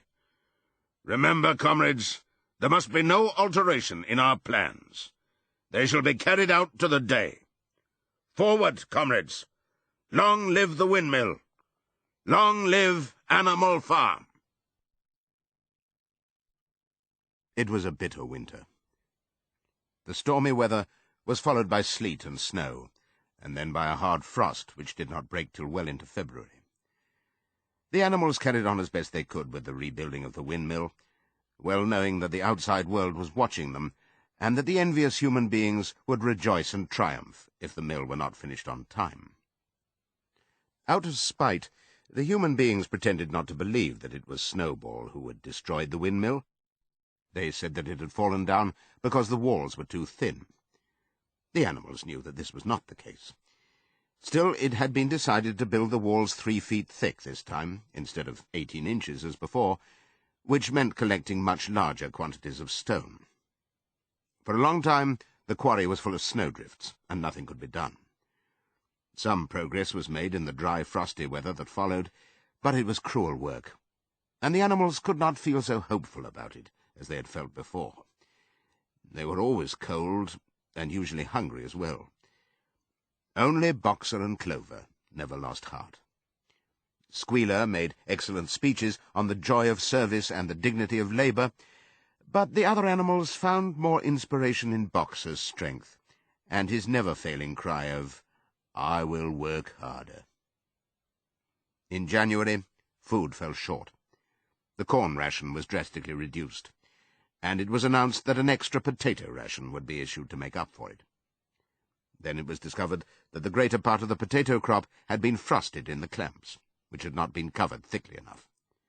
The potatoes had become soft and discoloured, and only a few were edible. For days at a time, the animals had nothing to eat but chaff and mangles. Starvation seemed to stare them in the face. It was vitally necessary to conceal this fact from the outside world. Emboldened by the collapse of the windmill, the human beings were inventing fresh lies about Animal Farm. Once again, it was being put about that all the animals were dying of famine and disease, and that they were continually fighting among themselves, and had resorted to cannibalism and infanticide. Napoleon was well aware of the bad results that might follow if the real facts of the food situation were known, and he decided to make use of Mr. Whymper to spread a contrary impression. Hitherto, the animals had had little or no contact with Whymper on his weekly visits. Now, however, a few selected animals, mostly sheep, were instructed to remark casually in his hearing that rations had been increased. In addition, Napoleon ordered the almost empty bins in the store shed to be filled nearly to the brim with sand, which was then covered up with what remained of the grain and meal. On some suitable pretext, Whymper was led through the store shed and allowed to catch a glimpse of the bins. He was deceived, and continued to report to the outside world that there was no food shortage on Animal Farm. Nevertheless, towards the end of January, it became obvious that it would be necessary to procure some more grain from somewhere. In these days, Napoleon rarely appeared in public, but spent all his time in the farmhouse, which was guarded at each door by fierce-looking dogs. When he did emerge, it was in a ceremonial manner, with an escort of 6 dogs, who closely surrounded him and growled if anyone came too near. Frequently he did not even appear on Sunday mornings, but issued his orders through one of the other pigs, usually Squealer. One Sunday morning, Squealer announced that the hens, who had just come in to lay again, must surrender their eggs. Napoleon had accepted, through Whimper, a contract for 400 eggs a week. The price of these would pay for enough grain and meal to keep the farm going till summer came on and conditions were easier. When the hens heard this, they raised a terrible outcry. They had been warned earlier that this sacrifice might be necessary, but had not believed that it would really happen. They were just getting their clutches ready for the spring sitting, and they protested that to take the eggs away now was murder. For the first time since the expulsion of Jones, there was something resembling a rebellion. Led by 3 young black Minorca pullets, the hens made a determined effort to thwart Napoleon's wishes. Their method was to fly up to the rafters and there lay their eggs, which smashed to pieces on the floor. Napoleon acted swiftly and ruthlessly. He ordered the hens' rations to be stopped, and decreed that any animal giving so much as a grain of corn to a hen should be punished by death. The dogs saw to it that these orders were carried out. For 5 days the hens held out, then they capitulated, and went back to their nesting boxes. 9 hens had died in the meantime. Their bodies were buried in the orchard, and it was given out that they had died of coccidiosis. Whimper heard nothing of this affair, and the eggs were duly delivered, a grocer's van driving up to the farm once a week to take them away. All this while, no more had been seen of Snowball. He was rumoured to be hiding on one of the neighbouring farms, either Foxwood or Pinchfield. Napoleon was by this time on slightly better terms with the other farmers than before. It happened that there was in the yard a pile of timber which had been stacked there 10 years earlier, when a beech spinney was cleared. It was well seasoned, and Whimper had advised Napoleon to sell it. Both Mr. Pilkington and Mr. Frederick were anxious to buy it. Napoleon was hesitating between the two, unable to make up his mind. It was noticed that whenever he seemed on the point of coming to an agreement with Frederick, Snowball was declared to be in hiding at Foxwood, while when he inclined towards Pilkington, Snowball was said to be at Pinchfield. Suddenly, early in the spring, an alarming thing was discovered. Snowball was secretly frequenting the farm by night. The animals were so disturbed that they could hardly sleep in their stalls. Every night, it was said, he came creeping in under cover of darkness and performed all kinds of mischief. He stole the corn, he upset the milk pails, he broke the eggs, he trampled the seed beds, he gnawed the bark off the fruit trees. Whenever anything went wrong, it became usual to attribute it to Snowball. If a window was broken or a drain was blocked up, someone was certain to say that Snowball had come in the night and done it. And when the key of the store shed was lost, the whole farm was convinced that Snowball had thrown it down the well. Curiously enough, they went on believing this, even after the mislaid key was found under a sack of meal. The cows declared unanimously that Snowball crept into their stalls and milked them in their sleep. The rats, which had been troublesome that winter, were also said to be in league with Snowball. Napoleon decreed that there should be a full investigation into Snowball's activities. With his dogs in attendance, he set out and made a careful tour of inspection of the farm buildings, the other animals following at a respectful distance. At every few steps, Napoleon stopped and snuffed the ground for traces of Snowball's footsteps, which he said he could detect by the smell. He snuffed in every corner, in the barn, in the cowshed, in the hen-houses, in the vegetable garden, and found traces of Snowball almost everywhere. He would put his snout to the ground, give several deep sniffs, and exclaim in a terrible voice, "Snowball! He has been here. I can smell him distinctly." And at the word Snowball, all the dogs let out blood-curdling growls and showed their side teeth. The animals were thoroughly frightened. It seemed to them as though Snowball were some kind of invisible influence, pervading the air about them and menacing them with all kinds of dangers. In the evening, Squealer called them together, and with an alarmed expression on his face, told them that he had some serious news to report. "Comrades," cried Squealer, making little nervous skips, "a most terrible thing has been discovered. Snowball has sold himself to Frederick of Pinchfield Farm, who is even now plotting to attack us and take our farm away from us. Snowball is to act as his guide when the attack begins. But there is worse than that. We had thought that Snowball's rebellion was caused simply by his vanity and ambition, but we were wrong, comrades. Do you know what the real reason was? Snowball was in league with Jones from the very start. He was Jones's secret agent all the time. It has all been proved by documents which he left behind him and which we have only just discovered. To my mind, this explains a great deal, comrades. Did we not see for ourselves how he attempted, fortunately without success, to get us defeated and destroyed at the Battle of the Cowshed? The animals were stupefied. This was a wickedness far outdoing Snowball's destruction of the windmill. But it was some minutes before they could fully take it in. They all remembered, or thought they remembered, how they had seen Snowball charging ahead of them at the Battle of the Cowshed, how he had rallied and encouraged them at every turn, and how he had not paused for an instant even when the pellets from Jones's gun had wounded his back. At first it was a little difficult to see how this fitted in with his being on Jones's side. Even Boxer, who seldom asked questions, was puzzled. He lay down, tucked his 4 hoofs beneath him, shut his eyes, and with a hard effort managed to formulate his thoughts. "I do not believe that," he said. "Snowball fought bravely at the Battle of the Cowshed. I saw him myself. Did we not give him Animal Hero First Class immediately afterwards?" That was our mistake, comrade. For we know now, it is all written down in the secret documents that we have found, that in reality he was trying to lure us to our doom.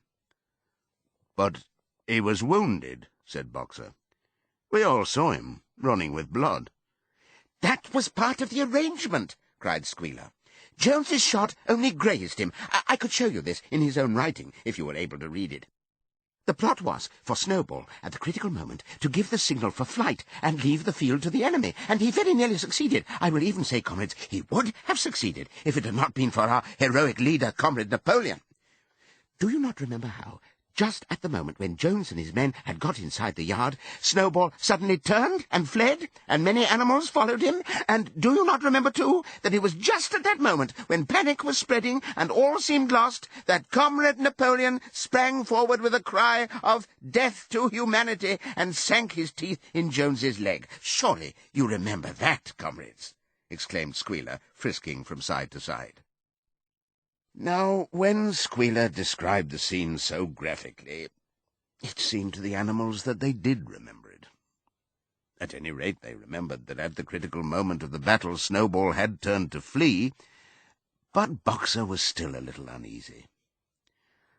"I do not believe that Snowball was a traitor at the beginning," he said finally. "What he's done since is different. But I believe that at the Battle of the Cowshed he was a good comrade." "Our leader, Comrade Napoleon," announced Squealer, speaking very slowly and firmly, "has stated categorically, comrade, that Snowball was Jones's agent from the very beginning. Yes, and from long before the rebellion was ever thought of." "Ah, that is different," said Boxer. "If Comrade Napoleon says it, it must be right." "That is the true spirit, comrade," cried Squealer. But it was noticed that he cast a very ugly look at Boxer with his little twinkling eyes. He turned to go, then paused and added impressively, "I warn every animal on this farm to keep his eyes very wide open, for we have reason to think that some of Snowball's secret agents are lurking among us at this moment." 4 days later, in the late afternoon, Napoleon ordered all the animals to assemble in the yard. When they were all gathered together, Napoleon emerged from the farmhouse, wearing both his medals, for he had recently awarded himself Animal Hero First Class and Animal Hero Second Class, with his 9 huge dogs frisking around him and uttering growls that sent shivers down all the animals' spines. They all cowered silently in their places, seeming to know in advance that some terrible thing was about to happen. Napoleon stood sternly surveying his audience. Then he uttered a high-pitched whimper. Immediately the dogs bounded forward, seized 4 of the pigs by the ear, and dragged them, squealing with pain and terror, to Napoleon's feet. The pigs' ears were bleeding, the dogs had tasted blood, and for a few moments they appeared to go quite mad. To the amazement of everybody, 3 of them flung themselves upon Boxer. Boxer saw them coming, and put out his great hoof, caught a dog in mid-air, and pinned him to the ground. The dog shrieked for mercy, and the other 2 fled with their tails between their legs. Boxer looked at Napoleon to know whether he should crush the dog to death or let it go. Napoleon appeared to change countenance, and sharply ordered Boxer to let the dog go, whereat Boxer lifted his hoof, and the dog slunk away, bruised and howling. Presently the tumult died down. The 4 pigs waited, trembling, with guilt written on every line of their countenances. Napoleon now called upon them to confess their crimes. They were the same 4 pigs as had protested when Napoleon abolished the Sunday meetings.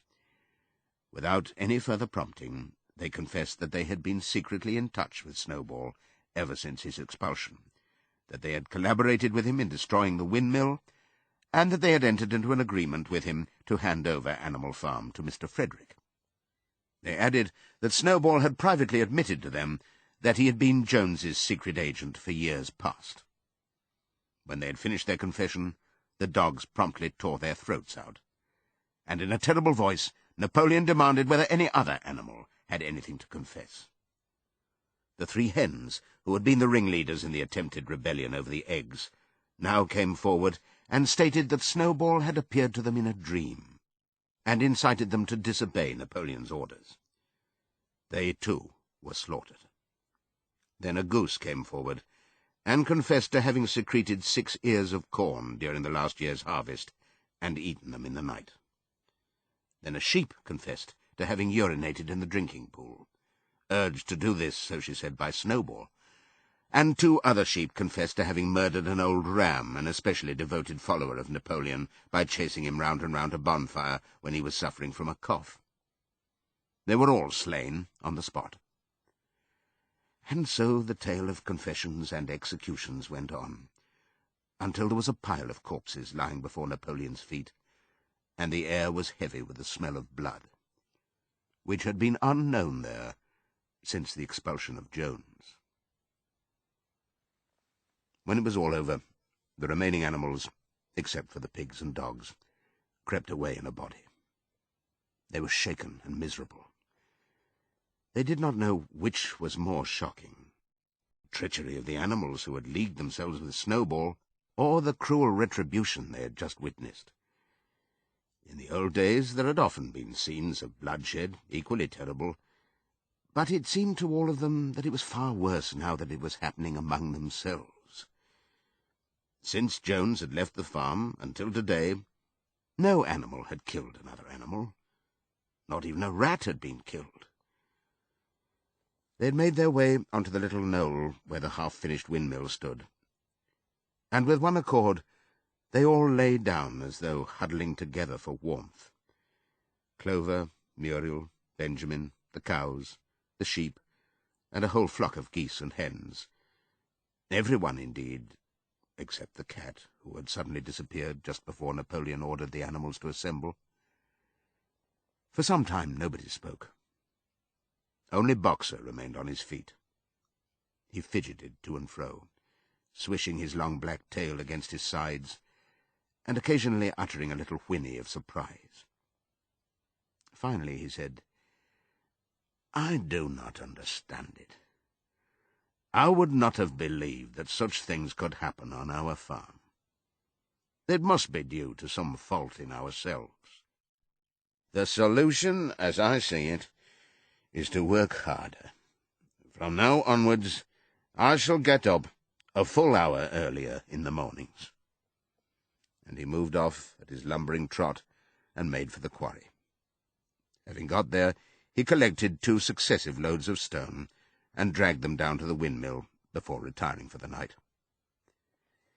The animals huddled about Clover, not speaking. The knoll where they were lying gave them a wide prospect across the countryside. Most of Animal Farm was within their view, the long pasture stretching down to the main road, the hayfield, the spinney, the drinking pool, the ploughed fields where the young wheat was thick and green, and the red roofs of the farm buildings with the smoke curling from the chimneys. It was a clear spring evening. The grass and the bursting hedges were gilded by the level rays of the sun. Never had the farm, and with a kind of surprise they remembered that it was their own farm, every inch of it their own property, appeared to the animals so desirable a place. As Clover looked down the hillside, her eyes filled with tears. If she could have spoken her thoughts, it would have been to say that this was not what they had aimed at when they had set themselves years ago to work for the overthrow of the human race. These scenes of terror and slaughter were not what they had looked forward to on that night when old Major first stirred them to rebellion. If she herself had had any picture of the future, it had been of a society of animals set free from hunger and the whip, all equal, each working according to his capacity, the strong protecting the weak, as she had protected the lost brood of ducklings with her foreleg on the night of Major's speech. Instead, she did not know why, they had come to a time when no one dared speak his mind, when fierce growling dogs roamed everywhere, and when you had to watch your comrades torn to pieces after confessing to shocking crimes. There was no thought of rebellion or disobedience in her mind. She knew that, even as things were, they were far better off than they had been in the days of Jones, and that before all else it was needful to prevent the return of the human beings. Whatever happened, she would remain faithful, work hard, carry out the orders that were given to her, and accept the leadership of Napoleon. But still, it was not for this that she and all the other animals had hoped and toiled. It was not for this that they had built the windmill and faced the pellets of Jones's gun. Such were her thoughts, though she lacked the words to express them. At last, feeling this to be in some way a substitute for the words she was unable to find, she began to sing Beasts of England. The other animals sitting round her took it up, and they sang it 3 times over, very tunefully, but slowly and mournfully, in a way they'd never sung it before. They'd just finished singing it for the 3rd time, when Squealer, attended by 2 dogs, approached them with the air of having something important to say. He announced that, by special decree of Comrade Napoleon, Beasts of England had been abolished. From now onwards it was forbidden to sing it. The animals were taken aback. "Why?" cried Muriel. "It is no longer needed, comrade," said Squealer stiffly. "Beasts of England was the song of the rebellion. But the rebellion is now completed. The execution of the traitors this afternoon was the final act. The enemy, both external and internal, has been defeated. In Beasts of England we expressed our longing for a better society in days to come. But that society has now been established. Clearly this song has no longer any purpose." Frightened though they were, some of the animals might possibly have protested, but at this moment the sheep set up their usual bleating of 4 legs good, 2 legs bad, which went on for several minutes, and put an end to the discussion. So Beasts of England was heard no more. In its place Minimus, the poet, had composed another song, which began, Animal farm, never through me shalt thou come to harm, and this was sung every Sunday morning after the hoisting of the flag. But somehow neither the words nor the tune ever seemed to the animals to come up to Beasts of England. A few days later, when the terror caused by the executions had died down, some of the animals remembered, or thought they remembered, that the 6th commandment decreed, "No animal shall kill any other animal." And though no one cared to mention it in the hearing of the pigs or the dogs, it was felt that the killings which had taken place did not square with this. Clover asked Benjamin to read her the 6th commandment, and when Benjamin, as usual, said that he refused to meddle in such matters, she fetched Muriel. Muriel read the commandment for her. It ran, "No animal shall kill any other animal without cause." Somehow or other, the last two words had slipped out of the animal's memory. But they saw now that the commandment had not been violated, for clearly there was good reason for killing the traitors who had leagued themselves with Snowball. Throughout that year, the animals worked even harder than they had worked in the previous year. To rebuild the windmill with walls twice as thick as before, and to finish it by the appointed date, together with the regular work of the farm, was a tremendous labour. There were times when it seemed to the animals that they worked longer hours and fed no better than they had done in Jones's day. On Sunday mornings, Squealer, holding down a long strip of paper with his trotter, would read out to them lists of figures proving that the production of every class of foodstuff had increased by 200%, 300%, or 500%, as the case might be. The animals saw no reason to disbelieve him, especially as they could no longer remember very clearly what conditions had been like before the rebellion. All the same, there were days when they felt that they would sooner have had less figures and more food. All orders were now issued through Squealer, or one of the other pigs. Napoleon himself was not seen in public as often as once in a fortnight.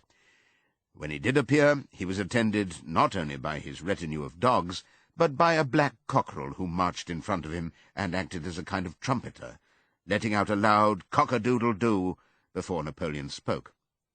Even in the farmhouse, it was said, Napoleon inhabited separate apartments from the others. He took his meals alone, with 2 dogs to wait upon him, and always ate from the Crown Derby dinner service which had been in the glass cupboard in the drawing-room. It was also announced that the gun would be fired every year on Napoleon's birthday, as well as on the other 2 anniversaries. Napoleon was now never spoken of simply as Napoleon. He was always referred to in formal style as our leader, Comrade Napoleon, and the pigs liked to invent for him such titles as Father of all animals, Terror of mankind, Protector of the sheepfold, Duckling's friend, and the like. In his speeches, Squealer would talk with the tears rolling down his cheeks, of Napoleon's wisdom, the goodness of his heart, and the deep love he bore to all animals everywhere, even and especially the unhappy animals who still lived in ignorance and slavery on other farms. It had become usual to give Napoleon the credit for every successful achievement and every stroke of good fortune. You would often hear one hen remark to another, "Under the guidance of our leader, Comrade Napoleon, I have laid 5 eggs in 6 days." Or 2 cows, enjoying a drink at the pool, would exclaim, "Thanks to the leadership of Comrade Napoleon, how excellent this water tastes." The general feeling on the farm was expressed in a poem entitled Comrade Napoleon, which was composed by Minimus, and which ran as follows.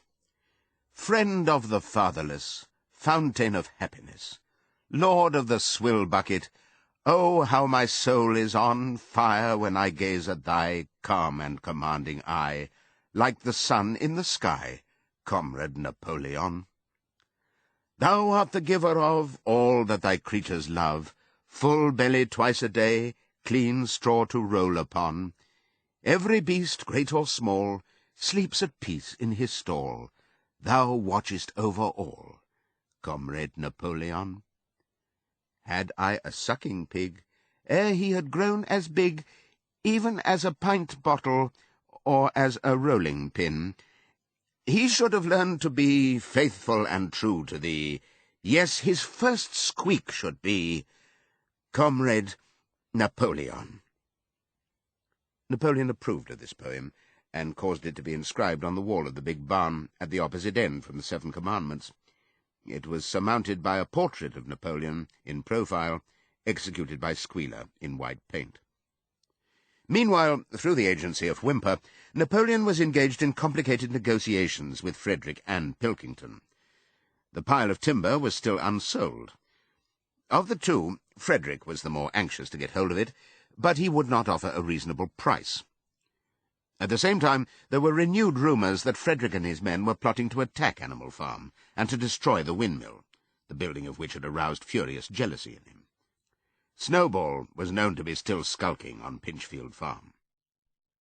In the middle of the summer, the animals were alarmed to hear that 3 hens had come forward and confessed that, inspired by Snowball, they had entered into a plot to murder Napoleon. They were executed immediately, and fresh precautions for Napoleon's safety were taken. 4 dogs guarded his bed at night, 1 at each corner, and a young pig named Pink-Eye was given the task of tasting all his food before he ate it, lest it should be poisoned. At about the same time, it was given out that Napoleon had arranged to sell the pile of timber to Mr. Pilkington. He was also going to enter into a regular agreement for the exchange of certain products between Animal Farm and Foxwood. The relations between Napoleon and Pilkington, though they were only conducted through Whymper, were now almost friendly. The animals distrusted Pilkington as a human being, but greatly preferred him to Frederick, whom they both feared and hated. As the summer wore on, and the windmill neared completion, the rumours of an impending treacherous attack grew stronger and stronger. Frederick, it was said, intended to bring against them 20 men, all armed with guns, and he had already bribed the magistrates and police, so that if he could once get hold of the title deeds of Animal Farm, they would ask no questions. Moreover, terrible stories were leaking out from Pinchfield about the cruelties that Frederick practised upon his animals. He had flogged an old horse to death, he starved his cows, he'd killed a dog by throwing it into the furnace, he amused himself in the evenings by making cocks fight with splinters of razor-blade tied to their spurs. The animals' blood boiled with rage when they heard of these things being done to their comrades, and sometimes they clamoured to be allowed to go out in a body and attack Pinchfield Farm, drive out the humans, and set the animals free. But Squealer counselled them to avoid rash actions and trust in Comrade Napoleon's strategy. Nevertheless, feeling against Frederick continued to run high. One Sunday morning, Napoleon appeared in the barn and explained that he had never at any time contemplated selling the pile of timber to Frederick. He considered it beneath his dignity, he said, to have dealings with scoundrels of that description. The pigeons, who were still sent out to spread tidings of the rebellion, were forbidden to set foot anywhere on Foxwood, and were also ordered to drop their former slogan of death to humanity in favour of death to Frederick. In the late summer, yet another of Snowball's machinations was laid bare. The wheat crop was full of weeds, and it was discovered that on one of his nocturnal visits Snowball had mixed weed seeds with the seed corn. A gander, who had been privy to the plot, had confessed his guilt to Squealer, and immediately committed suicide by swallowing deadly nightshade berries. The animals now also learned that Snowball had never, as many of them had believed hitherto, received the Order of Animal Hero First Class. This was merely a legend, which had been spread some time after the Battle of the Cowshed by Snowball himself. So far from being decorated, he had been censured for showing cowardice in the battle. Once again, some of the animals heard this with a certain bewilderment, but Squealer was soon able to convince them that their memories had been at fault. Side 3. In the autumn, by a tremendous exhausting effort, for the harvest had to be gathered at almost the same time, the windmill was finished. The machinery had still to be installed, and Whymper was negotiating the purchase of it, but the structure was completed. In the teeth of every difficulty, in spite of inexperience, of primitive implements, of bad luck, and of Snowball's treachery, the work had been finished punctually to the very day. Tired out but proud, the animals walked round and round their masterpiece, which appeared even more beautiful in their eyes than when it had been built the first time. Moreover, the walls were twice as thick as before. Nothing short of explosives would lay them low this time. And when they thought of how they had laboured, what discouragements they had overcome, and the enormous difference that would be made in their lives when the sails were turning and the dynamos running, when they thought of all this, their tiredness forsook them, and they gambolled round and round the windmill, uttering cries of triumph. Napoleon himself, attended by his dogs and his cockerel, came down to inspect the completed work. He personally congratulated the animals on their achievement, and announced that the mill would be named Napoleon Mill. 2 days later, the animals were called together for a special meeting in the barn. They were struck dumb with surprise when Napoleon announced that he had sold the pile of timber to Frederick. Tomorrow Frederick's wagons would arrive and begin carting it away. Throughout the whole period of his seeming friendship with Pilkington, Napoleon had really been in secret agreement with Frederick. All relations with Foxwood had been broken off. Insulting messages had been sent to Pilkington.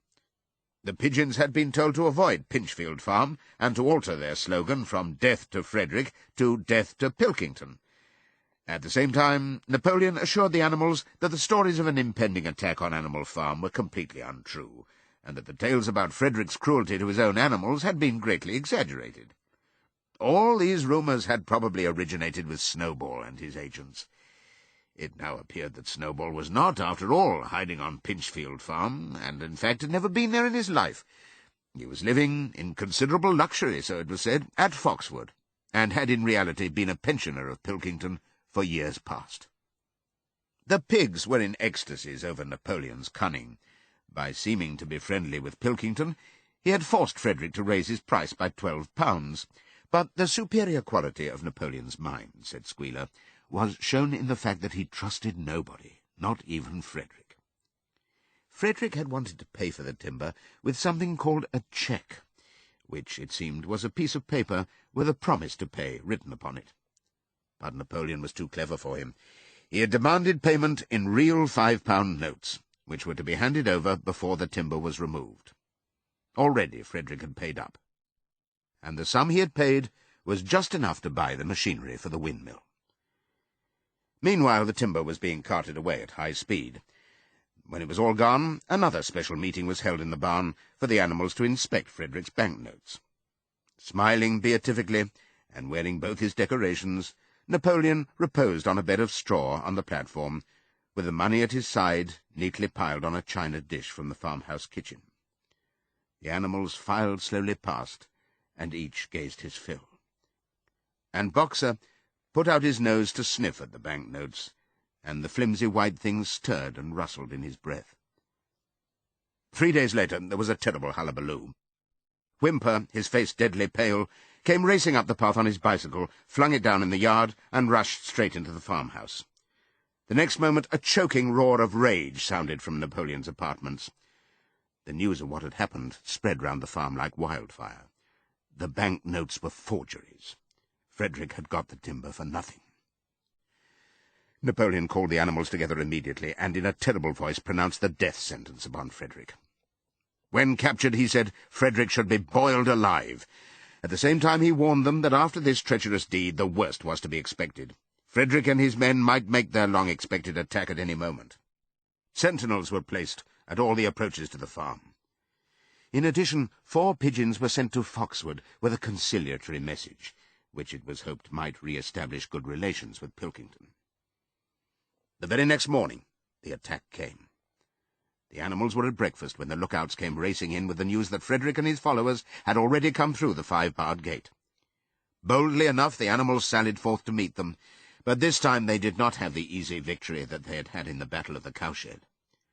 There were 15 men, with half a dozen guns between them, and they opened fire as soon as they got within 50 yards. The animals could not face the terrible explosions and the stinging pellets, and in spite of the efforts of Napoleon and Boxer to rally them, they were soon driven back. A number of them were already wounded. They took refuge in the farm buildings and peeped cautiously out from chinks and knotholes. The whole of the big pasture, including the windmill, was in the hands of the enemy. For the moment, even Napoleon seemed at a loss. He paced up and down without a word, his tail rigid and twitching. Wistful glances were sent in the direction of Foxwood. If Pilkington and his men would help them, the day might yet be won. But at this moment the 4 pigeons who had been sent out on the day before returned, one of them bearing a scrap of paper from Pilkington. On it was pencilled the words, "Serves you right." Meanwhile, Frederick and his men had halted about the windmill. The animals watched them, and a murmur of dismay went round. 2 of the men had produced a crowbar and a sledgehammer. They were going to knock the windmill down. "Impossible!" cried Napoleon. "We have built the walls far too thick for that. They could not knock it down in a week. Courage, comrades!" But Benjamin was watching the movements of the men intently. The 2 with the hammer and the crowbar were drilling a hole near the base of the windmill. Slowly and with an air almost of amusement, Benjamin nodded his long muzzle. "I thought so," he said. "Do you not see what they're doing? In another moment they're going to pack blasting powder into that hole." Terrified, the animals waited. It was impossible now to venture out of the shelter of the buildings. After a few minutes, the men were seen to be running in all directions. Then there was a deafening roar. The pigeons swirled into the air, and all the animals, except Napoleon, flung themselves flat on their bellies and hid their faces. When they got up again, a huge cloud of black smoke was hanging where the windmill had been. Slowly the breeze drifted it away. The windmill had ceased to exist. At this sight, the animals' courage returned to them. The fear and despair they had felt a moment earlier were drowned in their rage against this vile, contemptible act. A mighty cry for vengeance went up, and without waiting for further orders, they charged forth in a body and made straight for the enemy. This time they did not heed the cruel pellets that swept over them like hail. It was a savage, bitter battle. The men fired again and again, and when the animals got to close quarters, lashed out with their sticks and their heavy boots. A cow, 3 sheep, and 2 geese were killed, and nearly everyone was wounded. Even Napoleon, who was directing operations from the rear, had the tip of his tail chipped by a pellet, but the men did not go unscathed either. 3 of them had their heads broken by blows from Boxer's hoofs, another was gored in the belly by a cow's horn, another had his trousers nearly torn off by Jessie and Bluebell. And when the 9 dogs of Napoleon's own bodyguard, whom he had instructed to make a detour under cover of the hedge, suddenly appeared on the men's flank, baying ferociously, panic overtook them. They saw that they were in danger of being surrounded. Frederick shouted to his men to get out while the going was good, and the next moment the cowardly enemy was running for dear life. The animals chased them right down to the bottom of the field, and got in some last kicks at them as they forced their way through the thorn hedge. They had won, but they were weary and bleeding. Slowly they began to limp back towards the farm. The sight of their dead comrades, stretched upon the grass, moved some of them to tears. And for a little while they halted in sorrowful silence at the place where the windmill had once stood. Yes, it was gone. Almost the last trace of their labour was gone. Even the foundations were partially destroyed, and in rebuilding it they could not this time, as before, make use of the fallen stones. This time the stones had vanished too. The force of the explosion had flung them to distances of hundreds of yards. It was as though the windmill had never been. As they approached the farm, Squealer, who had unaccountably been absent during the fighting, came skipping towards them, whisking his tail and beaming with satisfaction.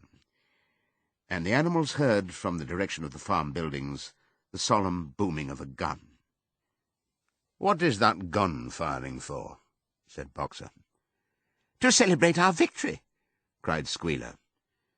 "What victory?" said Boxer. His knees were bleeding, he had lost a shoe and split his hoof, and a dozen pellets had lodged themselves in his hind leg. "What victory, comrade? Have we not driven the enemy off our soil, the sacred soil of Animal Farm?" "But they have destroyed the windmill, and we'd worked on it for 2 years. "What matter? We will build another windmill. We will build 6 windmills if we feel like it. You do not appreciate, comrade, the mighty thing that we have done. The enemy was in occupation of this very ground that we stand upon, and now, thanks to the leadership of Comrade Napoleon, we have won every inch of it back again." "Then we've won back what we had before," said Boxer. "That is our victory," said Squealer. They limped into the yard. The pellets under the skin of Boxer's legs smarted painfully.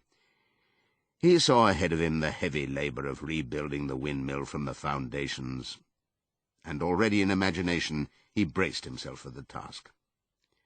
But for the first time it occurred to him that he was 11 years old, and that perhaps his great muscles were not quite what they had once been. But when the animals saw the green flag flying, and heard the gun firing again, 7 times it was fired in all, and heard the speech that Napoleon made, congratulating them on their conduct, it did seem to them, after all, that they had won a great victory. The animals slain in the battle were given a solemn funeral. Boxer and Clover pulled the wagon which served as a hearse, and Napoleon himself walked at the head of the procession. 2 whole days were given over to celebrations.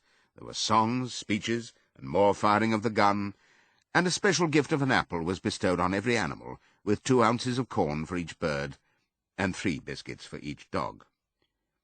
It was announced that the battle would be called the Battle of the Windmill, and that Napoleon had created a new decoration, the Order of the Green Banner, which he had conferred upon himself. In the general rejoicings, the unfortunate affair of the banknotes was forgotten. It was a few days later than this that the pigs came upon a case of whisky in the cellars of the farmhouse. It had been overlooked at the time when the house was first occupied. That night there came from the farmhouse the sound of loud singing, in which, to everyone's surprise, the strains of Beasts of England were mixed up. At about 9:30, Napoleon, wearing an old bowler hat of Mr. Jones's, was distinctly seen to emerge from the back door, gallop rapidly round the yard, and disappear indoors again. But in the morning a deep silence hung over the farmhouse. Not a pig appeared to be stirring. It was nearly 9 o'clock when Squealer made his appearance, walking slowly and dejectedly, his eyes dull, his tail hanging limply behind him, and with every appearance of being seriously ill. He called the animals together and told them that he had a terrible piece of news to impart. Comrade Napoleon was dying. A cry of lamentation went up. Straw was laid down outside the doors of the farmhouse, and the animals walked on tiptoe. With tears in their eyes, they asked one another what they should do if their leader were taken away from them. A rumour went round that Snowball had, after all, contrived to introduce poison into Napoleon's food. At 11 o'clock, Squealer came out to make another announcement. As his last act upon earth, Comrade Napoleon had pronounced a solemn decree. The drinking of alcohol was to be punished by death. By the evening, however, Napoleon appeared to be somewhat better, and the following morning Squealer was able to tell them that he was well on the way to recovery. By the evening of that day, Napoleon was back at work, and on the next day it was learned that he had instructed Whymper to purchase in Willingdon some booklets on brewing and distilling. A week later, Napoleon gave orders that the small paddock beyond the orchard, which it had previously been intended to set aside as a grazing ground for animals who were past work, was to be ploughed up. It was given out that the pasture was exhausted and needed reseeding, but it soon became known that Napoleon intended to sow it with barley. About this time there occurred a strange incident which hardly anyone was able to understand. One night, at about 12 o'clock, there was a loud crash in the yard, and the animals rushed out of their stalls. It was a moonlit night. At the foot of the end wall of the big barn, where the 7 commandments were written, there lay a ladder, broken in 2 pieces. Squealer, temporarily stunned, was sprawling beside it, and near at hand there lay a lantern, a paintbrush, and an overturned pot of white paint. The dogs immediately made a ring round Squealer, and escorted him back to the farmhouse as soon as he was able to walk. None of the animals could form any idea as to what this meant, except old Benjamin, who nodded his muzzle with a knowing air, and seemed to understand, but would say nothing. But a few days later, Muriel, reading over the 7 commandments to herself, noticed that there was yet another of them which the animals had remembered wrong. They had thought that the 5th commandment was, "No animal shall drink alcohol," but there were 2 words that they'd forgotten. Actually, the commandment read, "No animal shall drink alcohol to excess." Boxer's split hoof was a long time in healing. They had started the rebuilding of the windmill the day after the victory celebrations were ended. Boxer refused to take even a day off work, and made it a point of honour not to let it be seen that he was in pain. In the evenings he would admit privately to Clover that the hoof troubled him a great deal. Clover treated the hoof with poultices of herbs which she prepared by chewing them, and both she and Benjamin urged Boxer to work less hard. "A horse's lungs do not last forever," she said to him. But Boxer would not listen. He had, he said, only one real ambition left, to see the windmill well under way before he reached the age for retirement. At the beginning, when the laws of Animal Farm were first formulated, the retiring age had been fixed for horses and pigs at 12, for cows at 14, for dogs at 9, for sheep at 7, and for hens and geese at 5. Liberal old-age pensions had been agreed upon. As yet no animal had actually retired on pension, but of late the subject had been discussed more and more. Now that the small field beyond the orchard had been set aside for barley, it was rumoured that a corner of the large pasture was to be fenced off and turned into a grazing ground for superannuated animals. For a horse, it was said, the pension would be 5 pounds of corn a day, and, in winter, 15 pounds of hay, with a carrot or possibly an apple on public holidays.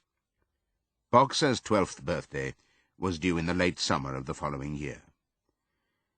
Meanwhile, life was hard. The winter was as cold as the last one had been, and food was even shorter.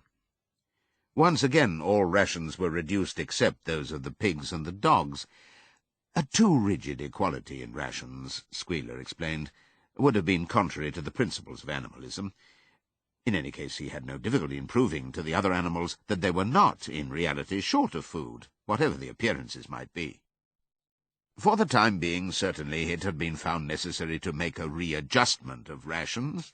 Squealer always spoke of it as a readjustment, never as a reduction, but in comparison with the days of Jones, the improvement was enormous. Reading out the figures in a shrill, rapid voice, he proved to them in detail that they had more oats, more hay, more turnips than they'd had in Jones's day, that they worked shorter hours, that their drinking water was of better quality, that they lived longer, that a larger proportion of their young ones survived infancy, and that they had more straw in their stalls and suffered less from fleas. The animals believed every word of it. Truth to tell, Jones and all he stood for had almost faded out of their memories. They knew that life nowadays was harsh and bare, that they were often hungry and often cold, and that they were usually working when they were not asleep. But doubtless it had been worse in the old days. They were glad to believe so. Besides, in those days they had been slaves, and now they were free, and that made all the difference, as Squealer did not fail to point out. There were many more mouths to feed now. In the autumn the 4 sows had all littered about simultaneously, producing 31 young pigs between them. The young pigs were piebald, and as Napoleon was the only boar on the farm, it was possible to guess at their parentage. It was announced that later, when bricks and timber had been purchased, a schoolroom would be built in the farmhouse garden. For the time being, the young pigs were given their instruction by Napoleon himself in the farmhouse kitchen. They took their exercise in the garden, and were discouraged from playing with the other young animals.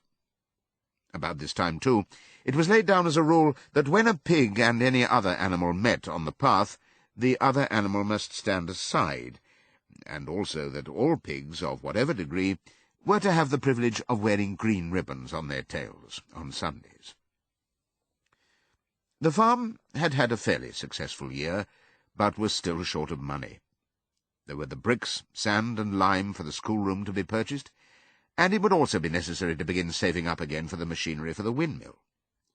Then there were lamp oil and candles for the house, sugar for Napoleon's own table — he forbade this to the other pigs on the ground that it made them fat — and all the usual replacements such as tools, nails, string, coal, wire, scrap iron, and dog biscuits.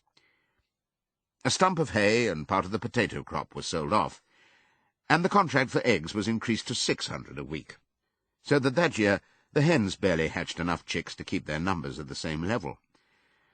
Rations, reduced in December, were reduced again in February, and lanterns in the stalls were forbidden, to save oil. But the pigs seemed comfortable enough, and in fact were putting on weight, if anything. One afternoon in late February, a warm, rich, appetizing scent, such as the animals had never smelled before, wafted itself across the yard from the little brew-house, which had been disused in Jones's time, and which stood beyond the kitchen. Some said it was the smell of cooking barley. The animals sniffed the air hungrily and wondered whether a warm mash was being prepared for their supper. But no warm mash appeared, and on the following Sunday it was announced that from now onwards all barley would be reserved for the pigs. The field beyond the orchard had already been sown with barley, and the news soon leaked out that every pig was now receiving a ration of a pint of beer daily, with half a gallon for Napoleon himself, which was always served to him in the Crown Derby soup tureen. But if there were hardships to be borne, they were partly offset by the fact that life nowadays had a greater dignity than it had had before. There were more songs, more speeches, more processions. Napoleon had commanded that once a week there should be held something called a spontaneous demonstration, the object of which was to celebrate the struggles and triumphs of Animal Farm. At the appointed time, the animals would leave their work and march round the precincts of the farm in military formation, with the pigs leading, then the horses, then the cows, then the sheep, and then the poultry. The dogs flanked the procession, and at the head of all marched Napoleon's black cockerel. Boxer and Clover always carried between them a green banner marked with the hoof and the horn, and the caption, "Long live Comrade Napoleon." Afterwards there were recitations of poems composed in Napoleon's honour, and a speech by Squealer, giving particulars of the latest increases in the production of foodstuffs. And on occasion a shot was fired from the gun. The sheep were the greatest devotees of the spontaneous demonstrations, and if anyone complained, as a few animals sometimes did when no pigs or dogs were near, that they wasted time and meant a lot of standing about in the cold, the sheep was sure to silence him with a tremendous bleating of 4 legs good, 2 legs bad. But by and large the animals enjoyed these celebrations. They found it comforting to be reminded that after all they were truly their own masters, and that the work they did was for their own benefit. So that what with the songs, the processions, Squealer's lists of figures, the thunder of the gun, the crowing of the cockerel, and the fluttering of the flag, they were able to forget that their bellies were empty, at least part of the time. In April, Animal Farm was proclaimed a republic, and it became necessary to elect a president. There was only one candidate, Napoleon, who was elected unanimously. On the same day it was given out that fresh documents had been discovered which revealed further details about Snowball's complicity with Jones. It now appeared that Snowball had not, as the animals had previously imagined, merely attempted to lose the battle of the cowshed by means of a stratagem, but had been openly fighting on Jones's side. In fact, it was he who had actually been the leader of the human forces, and had charged into battle with the words "Long live humanity" on his lips. The wounds on Snowball's back, which a few of the animals still remembered to have seen, had been inflicted by Napoleon's teeth. In the middle of the summer, Moses the raven suddenly reappeared on the farm, after an absence of several years. He was quite unchanged, still did no work, and talked in the same strain as ever about Sugar Candy Mountain. He would perch on a stump, flap his black wings, and talk by the hour to anyone who would listen. "Up there, comrades," he would say solemnly, pointing to the sky with his large beak. "Up there, just on the other side of that dark cloud that you can see. There it lies, Sugar Candy Mountain, that happy country where we poor animals shall rest forever from our labours." He even claimed to have been there on one of his higher flights, and to have seen the everlasting fields of clover and the linseed cake and lump sugar growing on the hedges. Many of the animals believed him. Their lives now, they reasoned, were hungry and laborious. Was it not right and just that a better world should exist somewhere else? A thing that was difficult to determine was the attitude of the pigs towards Moses. They all declared contemptuously that his stories about Sugar Candy Mountain were lies, and yet they allowed him to remain on the farm, not working, with an allowance of a gill of beer a day. After his hoof had healed up, Boxer worked harder than ever. Indeed, all the animals worked like slaves that year. Apart from the regular work of the farm and the rebuilding of the windmill, there was the schoolhouse for the young pigs, which was started in March. Sometimes the long hours on insufficient food were hard to bear, but Boxer never faltered. In nothing that he said or did was there any sign that his strength was not what it had been. It was only his appearance that was a little altered. His hide was less shiny than it had used to be, and his great haunches seemed to have shrunken. The others said, "Boxer will pick up when the spring grass comes on." But the spring grass came, and Boxer grew no fatter. Sometimes on the slope leading to the top of the quarry, when he braced his muscles against the weight of some vast boulder, it seemed that nothing kept him on his feet except the will to continue. At such times his lips were seen to form the words, "I will work harder." He had no voice left. Once again Clover and Benjamin warned him to take care of his health, but Boxer paid no attention. His 12th birthday was approaching. He did not care what happened, so long as a good store of stone was accumulated before he went on pension. Late one evening, in the summer, a sudden rumour ran round the farm that something had happened to Boxer. He had gone out alone to drag a load of stone down to the windmill. And sure enough, the rumour was true. A few minutes later, 2 pigeons came racing in with the news, "Boxer has fallen. He's lying on his side and can't get up." About half the animals on the farm rushed out to the knoll where the windmill stood. There lay Boxer, between the shafts of the cart, his neck stretched out, unable even to raise his head. His eyes were glazed, his sides matted with sweat. A thin stream of blood had trickled out of his mouth. Clover dropped to her knees at his side. "Boxer," she cried, "how are you?" "It is my lung," said Boxer in a weak voice. "It does not matter. I think you will be able to finish the windmill without me. There is a pretty good store of stone accumulated. I had only another month to go in any case. To tell you the truth, I had been looking forward to my retirement. And perhaps, as Benjamin is growing old too, they will let him retire at the same time, and be a companion to me." "We must get help at once," said Clover. "Run, somebody, and tell Squealer what has happened." All the other animals immediately raced back to the farmhouse to give Squealer the news. Only Clover remained, and Benjamin, who lay down at Boxer's side, and without speaking kept the flies off him with his long tail. After about a quarter of an hour, Squealer appeared, full of sympathy and concern. He said that Comrade Napoleon had learned with the very deepest distress of this misfortune to one of the most loyal workers on the farm, and was already making arrangements to send Boxer to be treated in the hospital at Willingdon. The animals felt a little uneasy at this. Except for Molly and Snowball, no other animal had ever left the farm, and they did not like to think of their sick comrade in the hands of human beings. However, Squealer easily convinced them that the veterinary surgeon in Willingdon could treat Boxer's case more satisfactorily than could be done on the farm. And about half an hour later, when Boxer had somewhat recovered, he was with difficulty got onto his feet, and managed to limp back to his stall, where Clover and Benjamin had prepared a good bed of straw for him. For the next 2 days Boxer remained in his stall. The pigs had sent out a large bottle of pink medicine, which they had found in the medicine chest in the bathroom, and Clover administered it to Boxer twice a day after meals. In the evenings she lay in his stall and talked to him, while Benjamin kept the flies off him.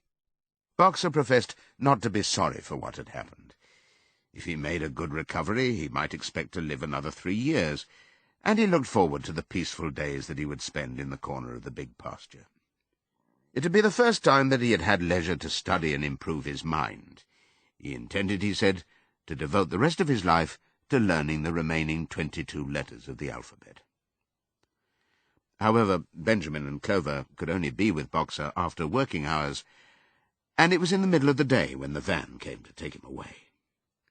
The animals were all at work weeding turnips, under the supervision of a pig, when they were astonished to see Benjamin come galloping from the direction of the farm buildings, braying at the top of his voice. It was the first time that they had ever seen Benjamin excited. Indeed, it was the first time that anyone had ever seen him gallop. "Quick, quick," he shouted. "Come at once! They're taking Boxer away!" Without waiting for orders from the pig, the animals broke off work and raced back to the farm buildings. Sure enough, there in the yard was a large closed van, drawn by 2 horses, with lettering on its side, and a sly-looking man in a low-crowned bowler hat sitting on the driver's seat. And Boxer's stall was empty. The animals crowded round the van. "Goodbye, Boxer," they chorused. "Goodbye." "Fools! Fools!" shouted Benjamin, prancing round them and stamping the earth with his small hoofs. "Fools! Do you not see what is written on the side of that van?" That gave the animals pause, and there was a hush. Muriel began to spell out the words, but Benjamin pushed her aside, and in the midst of a deadly silence he read, "Alfred Simmons, horse slaughterer and glue boiler, Willingdon. Dealer in hides and bone meal. Kennels supplied." "Do you not understand what that means? They are taking Boxer to the knackers." A cry of horror burst from all the animals. At this moment the man on the box whipped up his horses, and the van moved out of the yard at a smart trot. All the animals followed, crying out at the tops of their voices. Clover forced her way to the front. The van began to gather speed. Clover tried to stir her stout limbs to a gallop, and achieved a canter. "Boxer!" she cried. "Boxer! Boxer! Boxer!" And just at this moment, as though he had heard the uproar outside, Boxer's face, with a white stripe down his nose, appeared at the small window at the back of the van. "Boxer!" cried Clover in a terrible voice. "Boxer, get out! Get out quickly! They are taking you to your death!" All the animals took up the cry of, "Get out, Boxer, get out!" But the van was already gathering speed and drawing away from them. It was uncertain whether Boxer had understood what Clover had said, but a moment later his face disappeared from the window, and there was the sound of a tremendous drumming of hoofs inside the van. He was trying to kick his way out. The time had been when a few kicks from Boxer's hoofs would have smashed the van to matchwood. But alas, his strength had left him, and in a few moments the sound of drumming hoofs grew fainter and died away. In desperation the animals began appealing to the 2 horses which drew the van to stop. "Comrades, comrades," they shouted, "don't take your own brother to his death." But the stupid brutes, too ignorant to realize what was happening, merely set back their ears and quickened their pace. Boxer's face did not reappear at the window. Too late, someone thought of racing ahead and shutting the 5-barred gate, but in another moment the van was through it and rapidly disappearing down the road. Boxer was never seen again. 3 days later it was announced that he had died in the hospital at Willingdon, in spite of receiving every attention a horse could have. Squealer came to announce the news to the others. He had, he said, been present during Boxer's last hours. "It was the most affecting sight I have ever seen," said Squealer, lifting his trotter and wiping away a tear. "I was at his bedside at the very last, and at the end, almost too weak to speak, he whispered in my ear that his sole sorrow was to have passed on before the windmill was finished. 'Forward, comrades,' he whispered. 'Forward in the name of the rebellion. Long live Animal Farm. Long live Comrade Napoleon. Napoleon is always right.' Those were his very last words, comrades." Here Squealer's demeanour suddenly changed. He fell silent for a moment, and his little eyes darted suspicious glances from side to side before he proceeded. It had come to his knowledge, he said, that a foolish and wicked rumour had been circulated at the time of Boxer's removal. Some of the animals had noticed that the van which took Boxer away was marked Horse Slaughterer, and had actually jumped to the conclusion that Boxer was being sent to the knackers. "It was almost unbelievable," said Squealer, "that any animal could be so stupid. Surely," he cried indignantly, whisking his tail and skipping from side to side, "surely they knew their beloved leader, Comrade Napoleon, better than that." But the explanation was really very simple. The van had previously been the property of the knacker, and had been bought by the veterinary surgeon, who had not yet painted the old name out. That was how the mistake had arisen. The animals were enormously relieved to hear this, And when Squealer went on to give further graphic details of Boxer's deathbed, the admirable care he had received, and the expensive medicines for which Napoleon had paid without a thought as to the cost, their last doubts disappeared, and the sorrow that they felt for their comrade's death was tempered by the thought that at least he had died happy. Napoleon himself appeared at the meeting on the following Sunday morning, and pronounced a short oration in Boxer's honour. It had not been possible, he said, to bring back their lamented comrade's remains for interment on the farm, but he had ordered a large wreath to be made from the laurels in the farmhouse garden and sent down to be placed on Boxer's grave. And in a few days' time the pigs intended to hold a memorial banquet in Boxer's honour. Napoleon ended his speech with a reminder of Boxer's two favourite maxims: "I will work harder," and "Comrade Napoleon is always right." Maxims, he said, which every animal would do well to adopt as his own. On the day appointed for the banquet, a grocer's van drove up from Willingdon and delivered a large wooden crate at the farmhouse. That night there was the sound of uproarious singing, which was followed by what sounded like a violent quarrel, and ended at about 11 o'clock with a tremendous crash of glass. No one stirred in the farmhouse before noon on the following day, and the word went round that from somewhere or other the pigs had acquired the money to buy themselves another case of whisky. Years passed. The seasons came and went. The short animal lives fled by. A time came when there was no one who remembered the old days before the rebellion, except Clover, Benjamin, Moses the raven, and a number of the pigs. Muriel was dead. Bluebell, Jessie, and Pincher were dead. Jones, too, was dead. He had died in an inebriate's home in another part of the county. Snowball was forgotten. Boxer was forgotten, except by the few who had known him. Clover was an old stout mare now, stiff in the joints and with a tendency to rheumy eyes. She was 2 years past the retiring age, but in fact no animal had ever actually retired. The talk of setting aside a corner of the pasture for superannuated animals had long since been dropped. Napoleon was now a mature boar of 24 stone. Squealer was so fat that he could with difficulty see out of his eyes. Only old Benjamin was much the same as ever, except for being a little greyer about the muzzle, and since Boxer's death, more morose and taciturn than ever. There were many more creatures on the farm now, though the increase was not so great as had been expected in earlier years. Many animals had been born to whom the rebellion was only a dim tradition, passed on by word of mouth, and others had been bought who had never heard mention of such a thing before their arrival. The farm possessed 3 horses now, besides Clover. They were fine upstanding beasts, willing workers, and good comrades, but very stupid. None of them proved able to learn the alphabet beyond the letter B.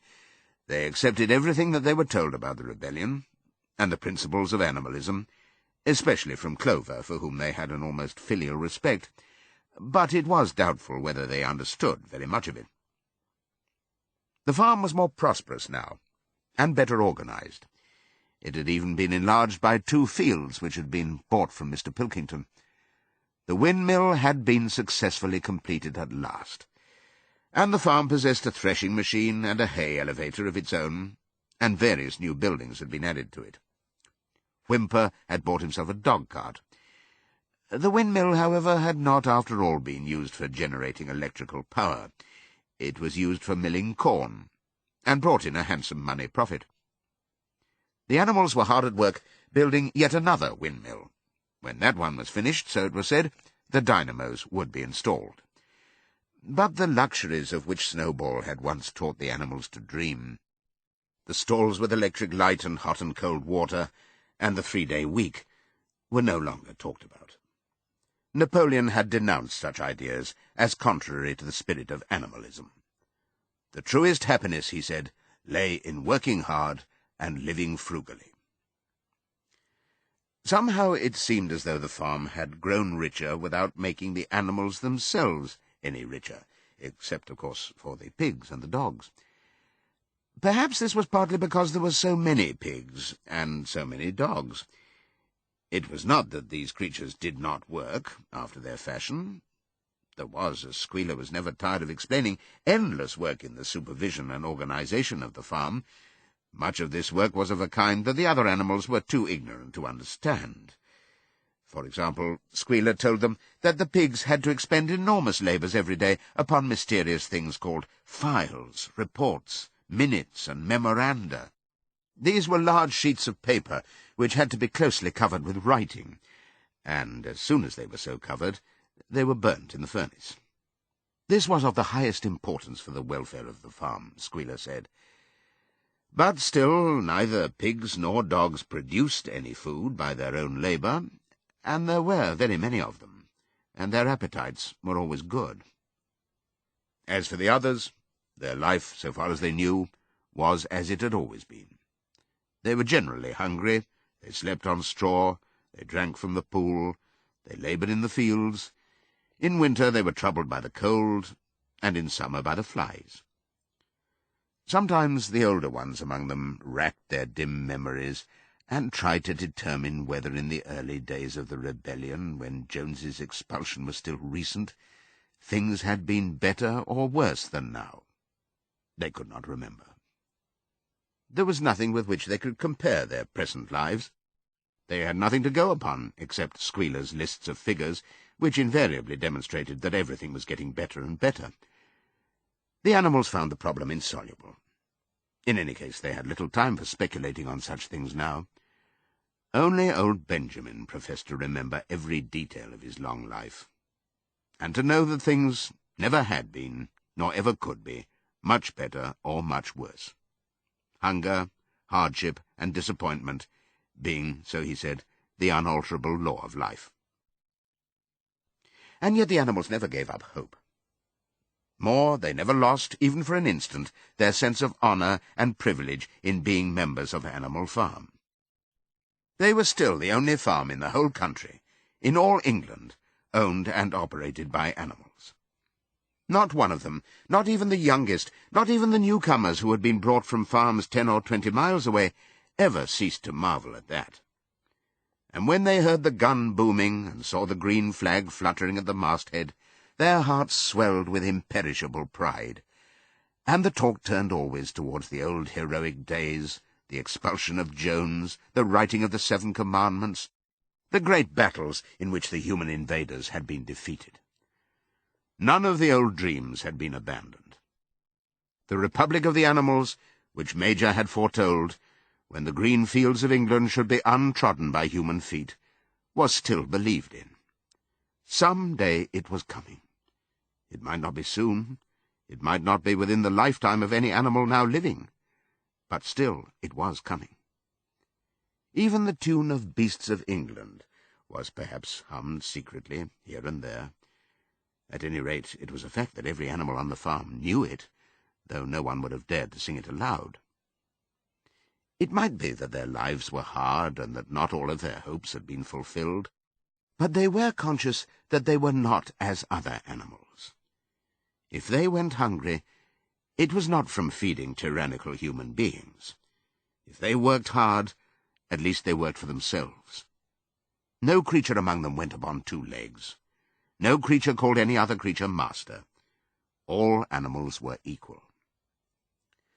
One day in early summer, Squealer ordered the sheep to follow him, and led them out to a piece of waste ground at the other end of the farm, which had become overgrown with birch saplings. The sheep spent the whole day there, browsing at the leaves under Squealer's supervision.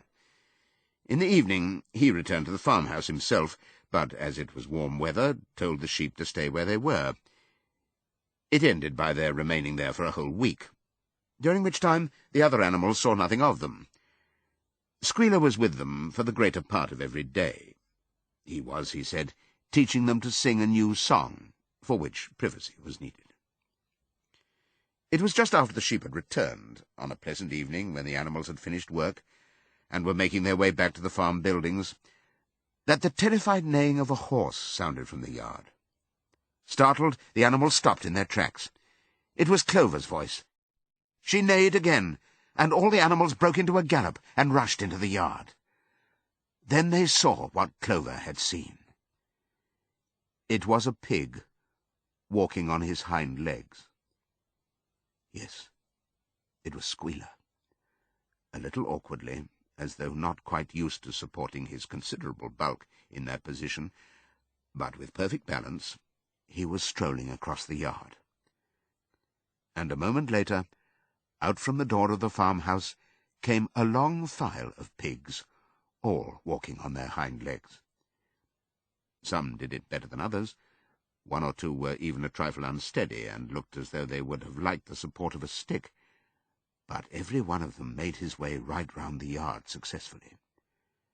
And finally there was a tremendous baying of dogs and a shrill crowing from the black cockerel, and out came Napoleon himself, majestically upright, casting haughty glances from side to side, and with his dogs gambolling round him.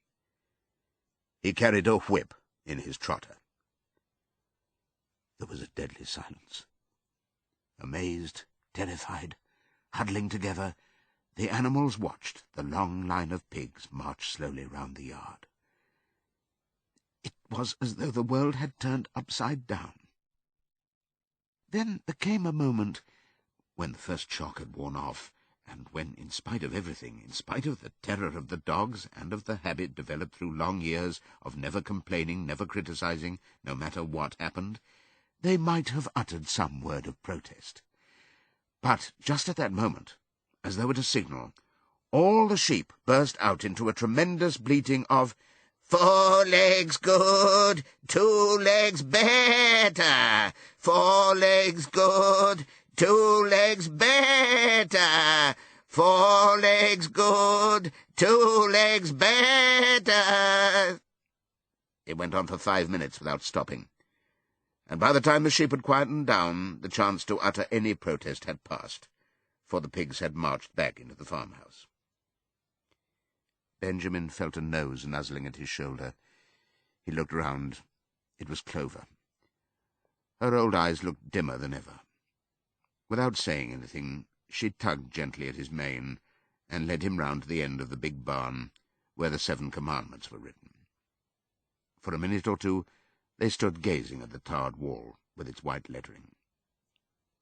"My sight is failing," she said finally. "Even when I was young I could not have read what was written there. But it appears to me that that wall looks different. Are the 7 commandments the same as they used to be, Benjamin?" For once Benjamin consented to break his rule, and he read out to her what was written on the wall. There was nothing there now, except a single commandment. It ran, "All animals are equal, but some animals are more equal than others."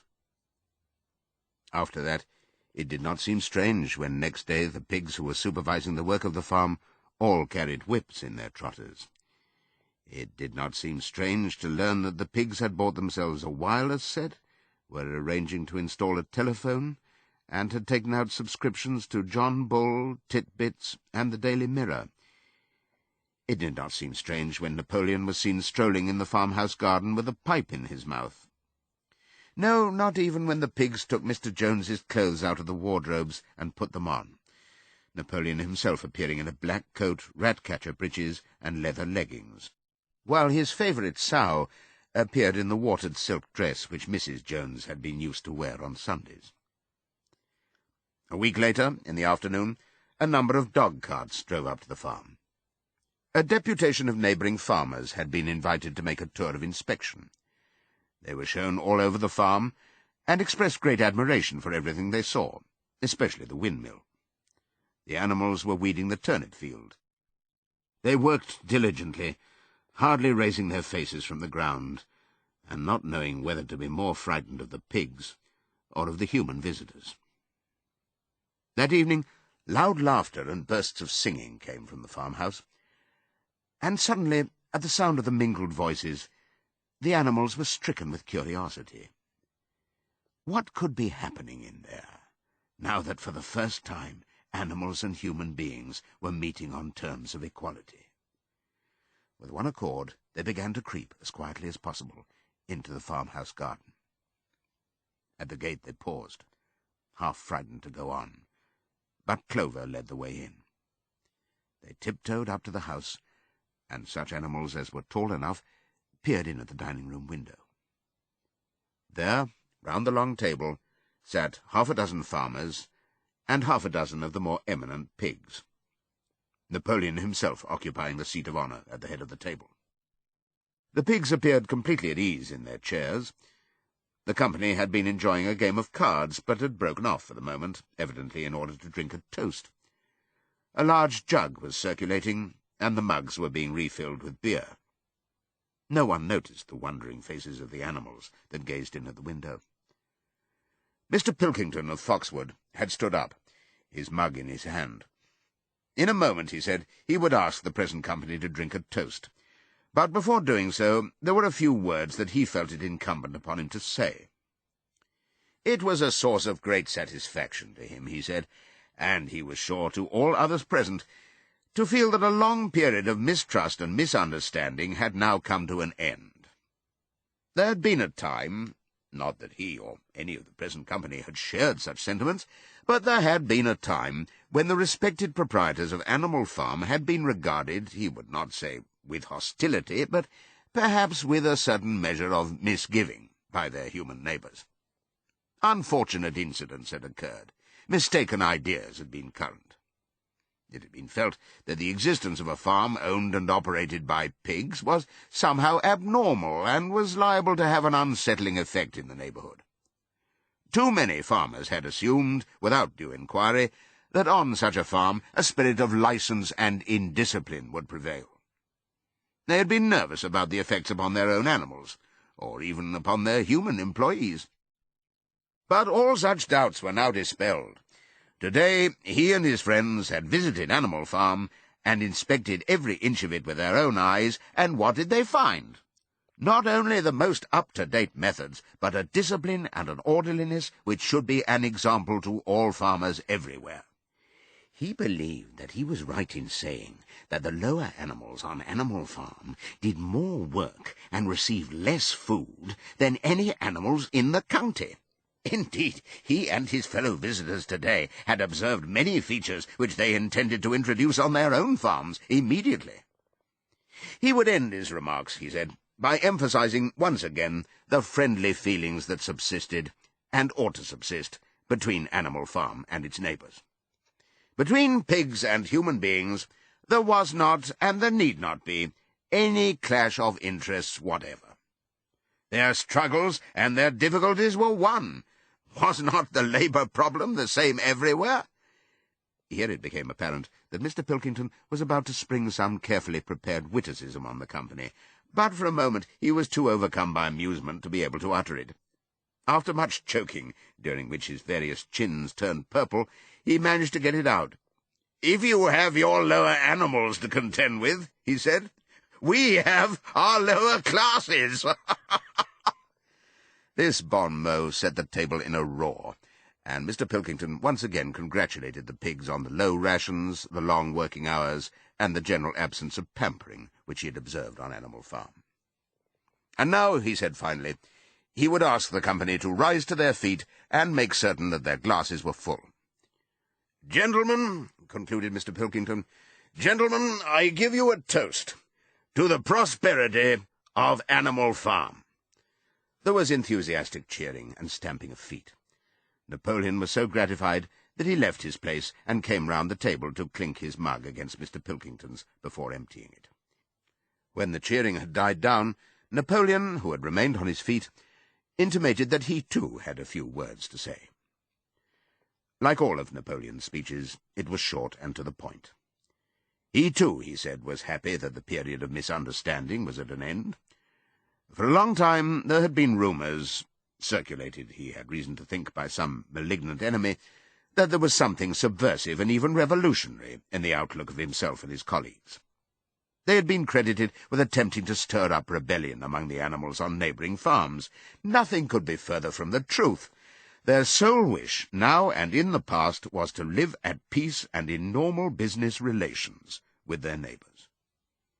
This farm, which he had the honour to control, he added, was a cooperative enterprise. The title deeds, which were in his own possession, were owned by the pigs jointly.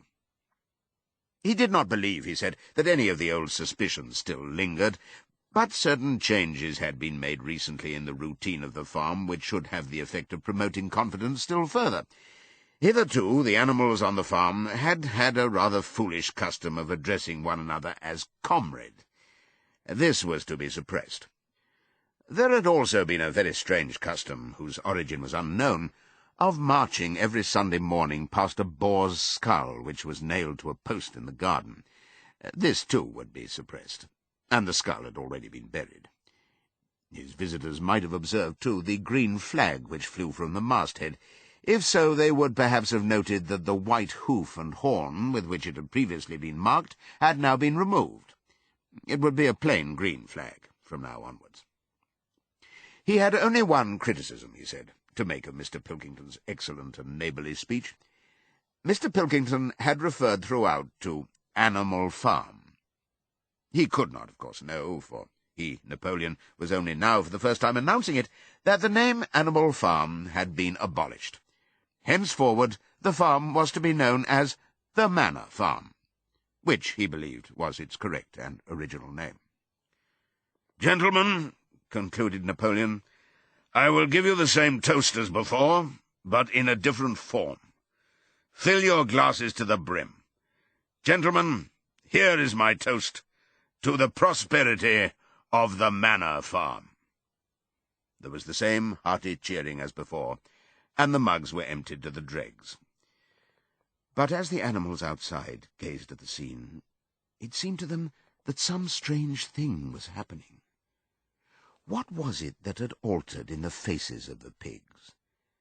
Clover's old dim eyes flitted from one face to another. Some of them had 5 chins, some had 4, some had 3. But what was it that seemed to be melting and changing? Then, the applause having come to an end, the company took up their cards and continued the game that had been interrupted, and the animals crept silently away. But they had not gone 20 yards when they stopped short. An uproar of voices was coming from the farmhouse. They rushed back and looked through the window again. Yes, a violent quarrel was in progress. There were shoutings, bangings on the table, sharp, suspicious glances, furious denials. The source of the trouble appeared to be that Napoleon and Mr. Pilkington had each played an ace of spades simultaneously. 12 voices were shouting in anger, and they were all alike. No question now what had happened to the faces of the pigs. The creatures outside looked from pig to man, and from man to pig, and from pig to man again. But already it was impossible to say which was which.